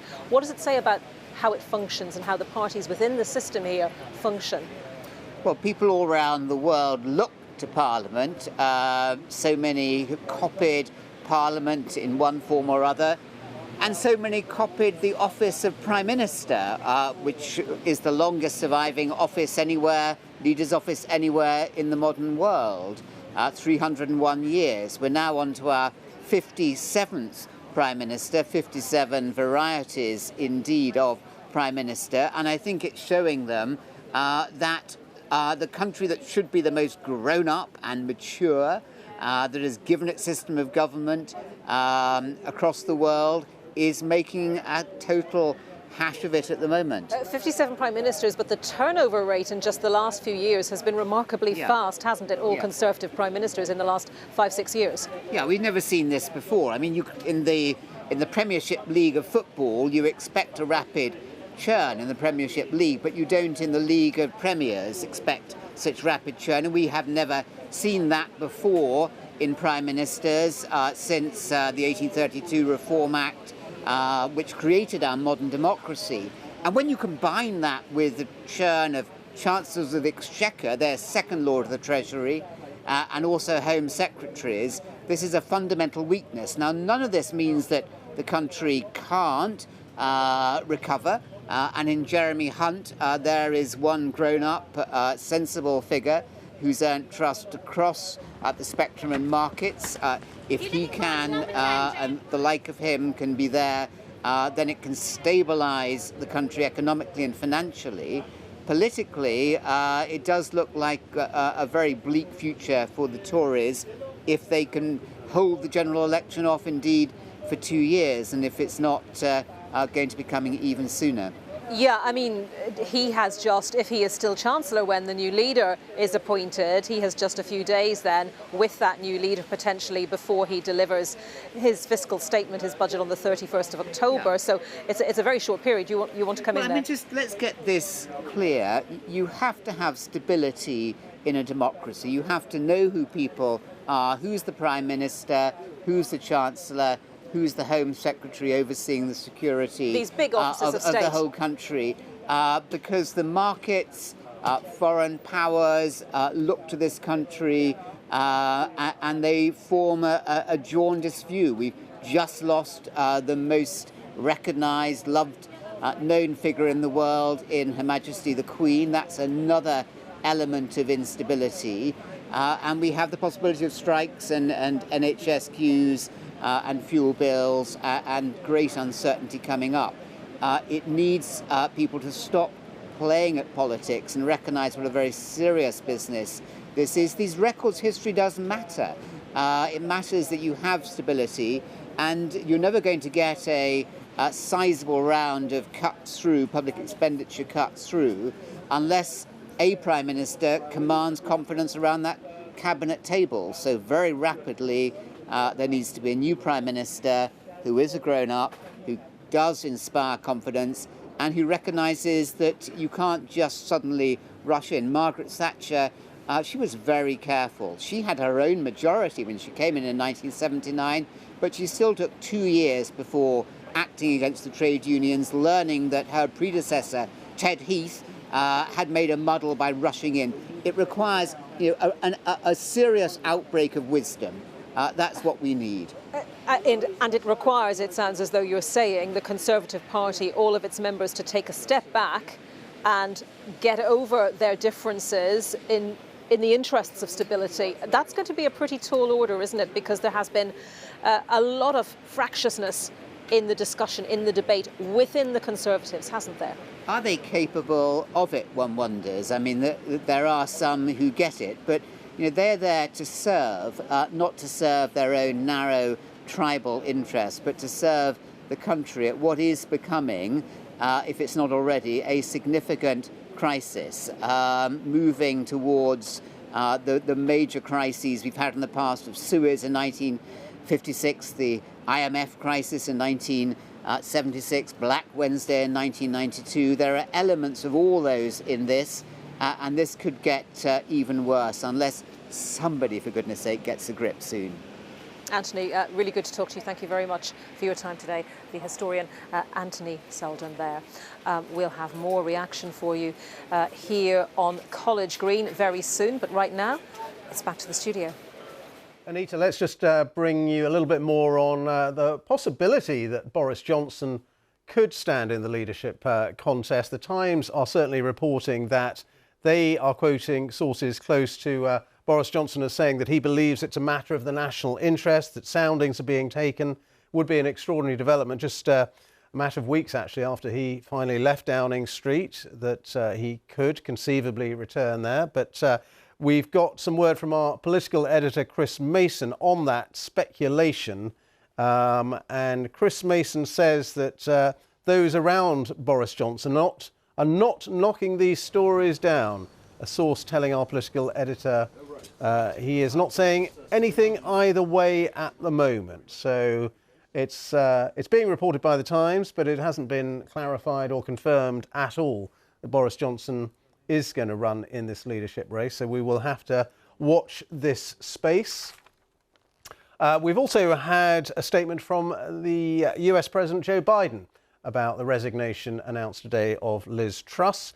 And I'll just tell you what Joe Biden has been saying, that the US and the UK are strong allies and enduring friends. That fact will never change. I thank Prime Minister Liz Truss for her partnership on a range of issues, including holding Russia accountable for its war against Ukraine. We will continue our close cooperation, says Joe Biden, with the UK government as we work together to meet the global challenges that our nations face. So that is a statement just in from Joe Biden reacting to the news that Liz Truss is stepping down as Tory party leader and will be gone as UK Prime Minister in just a few days' time once a successor is elected by the Conservative Party. Who's that going to be? The runners and riders will no doubt emerge very soon. But let's go to our correspondent Duncan Kennedy, who's in Winchester, getting some reaction from voters who must be, Duncan, pretty surprised at today's turn of events. Well, maybe not surprised. Some are, some aren't. Over the short time we've been here, Ben, we've got various reactions on that. We'll find out a couple in a second, a couple of people we've got here to speak to. Let me just tell you about the constituency that we're in. It is Winchester, and it's one of the more marginal seats in the country, currently held by the Conservatives in the form of Steve Brine, who's got a majority of 985, so very marginal here. It tends to flip-flop in the last few years between the Conservatives and the Liberal Dems, but at the moment it's held marginally by Steve Brine. It's also a very busy town, busy city this afternoon because there's a graduation ceremony going on at the local university. And two people who've stopped by to talk to us are Tim and Liv Buscher, who are here for the day. As Ben had just asked me there, let me ask you, what's your reaction to Liz Truss going, first of all? It's very good news. That woman was trying to destroy the country with these mad policies, and at last the Tories have seen sense and pushed her out. You voted various parties down the years. Liz, what's your reaction to Liz Truss going? I'm just, hooray. I think it's, well past time. I thought she was absolutely appalling. Were you surprised she went? No, not really, because it's been sort of coming for a few days now, I think. She's just kept hanging on there, and we thought she'd never go. We've been chatting here for the last few minutes. You've got a few ideas as to what should come next. A general election, please. Simple as that? Yes. Tim? Absolutely a general election. That's the only thing. You can't keep putting in another Prime Minister, the Tories, electing among themselves. Let's just assume they are for the moment, for the purposes of the next week or so. Whose names, whose candidates are popping up in your mind? Anyone except for Boris Johnson. So I guess Rishi Sunak has at least got a brain on him, which is more than you could be said for Liz Truss. We've got the Times newspaper reporting in the past few minutes that Boris is standing, but no confirmation from anybody. Would Boris be one for you, Liz? No, it would be a disaster. I mean, he's under investigation still. I don't see how he could possibly even stand. If not Boris, give us a name each. Rishi Sunak, maybe. Gove? I don't know. I think Gove might be a bit of a dark horse in here. You know, he's been very quiet and he's quite an operator. But actually a general election is what's needed for the country. Tim and Liz Buser, thank you very much indeed. Just a couple of voices from a very big city with a lot of people in it. The kinds of voices I suspect, Ben, that the candidates who do stand in the next week or so will be hearing a lot more of. Duncan, thank you very much indeed. Immediate reaction there from Winchester. Good to see you. Now, we've been hearing from the Conservative MP Mark Garnier, who says there should be a general election in reasonably short order and that the public would be rightly furious if it were unnecessarily delayed. He's been speaking to BBC Radio Hereford and Worcester, and he started off by saying how damaging he thought Liz Truss's time in office has been for the country and indeed for his party. It's been simply breathtakingly damaging. It is absolutely astonishing. If you think we were with Boris when he left, we were 5 or 6 points behind in the opinion polls. I think the latest one has us minus 36, which is astonishing. If we had an election tomorrow, there would not be a single Conservative member of Parliament left. And bear in mind, politics is a tough game, but the Conservative Party is the most successful political party there has ever been in the history of politics in the world. It has been astonishingly successful, and she has done an immense amount of damage to it. And you just said it there, didn't you, really, that if you were to have a general election tomorrow, there wouldn't be a Conservative MP left. Now, as we heard with our political reporter there, James, we didn't get to choose the last one. We're not going to get to choose this one as a voting nation. Morally, why shouldn't there be a general election? Isn't it time? Yeah. So look, I completely agree. At the end of the day, the Constitution doesn't require it, but your point about it being morally or ethically, kind of what would be the right thing to do. So I was asked about this earlier this week, and I basically sort of said I agree with the principle that we should test the new Prime Minister reasonably short order, rather than wait potentially until January 2025. I think people would be furious, rightly furious. What I would say, though, I'll caveat that comment with a really important point, which is that it would be a very unhealthy general election if you were to have one of the major protagonists, and particularly the government, the party that's in government at the time, being in complete disarray, because democracy requires there to be viable choices. If we, for example, had a general election today with no leader, it wouldn't really be a viable choice. So I think what we would probably ask is a bit of time to get ourselves into general election order, and then go to the country, because I completely agree with you. I think people will be rightly furious if we delay this unnecessarily before having a general election. That's the view of one Conservative MP. Just a bit of reaction to that report in the Times newspaper this afternoon that Boris Johnson is considering standing, being one of the contenders for the Tory leadership race to replace Liz Truss, which would be an extraordinary development if, considering the fact he only left Downing Street a matter of weeks ago. And the Deputy Liberal Democrat leader, Daisy Cooper, has said he should be barred from competing in the Tory leadership contest. And quoting Daisy Cooper, she said, "The fact that Conservative MPs are even considering putting Boris Johnson back in number 10 shows how out of touch they really are. Boris Johnson was forced to resign in disgrace. He shattered public trust in the government. He must never be allowed near Downing Street again." That is the view of the Liberal Democrats. We haven't yet had it confirmed that Boris Johnson is in contention for the leadership again. We are hearing that he is taking soundings. Let's get more now from Anita McVeigh at Westminster. Yes, Ben, thank you. We are just hearing that news as well about Mark Garnier, the Conservative MP, saying that he wants to see an election soon. With me, Jonathan Ashworth, Labour's Shadow Work and Pensions Secretary, and looking pleasantly surprised at that statement from Mark Garnier, Jonathan. Yes, I agree with Mark Garnier. It's pretty clear to me that the Conservatives have no mandate to stay in government. The crisis of soaring mortgage rates, the run on pension funds, is an economic crisis which was designed and manufactured in Downing Street, and Tory MPs cannot stitch it up and enforce on the country another Tory Prime Minister and cut the public out. We need a general election now. But are you surprised to hear a Conservative MP say that? And I wonder, do you think he might be an outlier? Because with the polls the way they are, surely the majority of Conservative MPs wouldn't want an election. Oh, I think Mark Garnier is, I didn't hear the interview, but I suspect he probably agrees that it's utterly abhorrent that we could have another Tory Prime Minister forced upon us and the public are denied any say in that whatsoever. We need a general election because this government, this Conservative government after 12 years, have got no mandate. They've given us economic crisis and people have had enough. People have really had enough. And we need a government that will stabilise the economy, clear up this economic mess and rebuild our public services. So I think when Mark can probably sense, like I do, that people have had enough, and that's why we need a general election.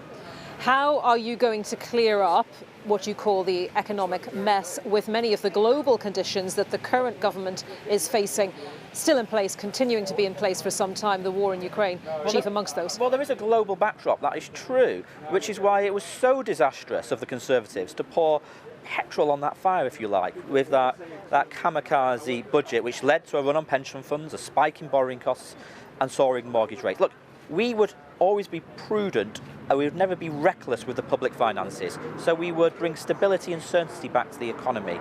But we'd also begin to rebuild our public services and we'll take measures to help stabilise the cost of living crisis as well. Jonathan Ashworth, I'm just going to interrupt our interview right now because as we look at these pictures of Downing Street, so much has happened there in the last couple of hours. We're going to say goodbye just now and thanks for watching to our viewers on BBC One.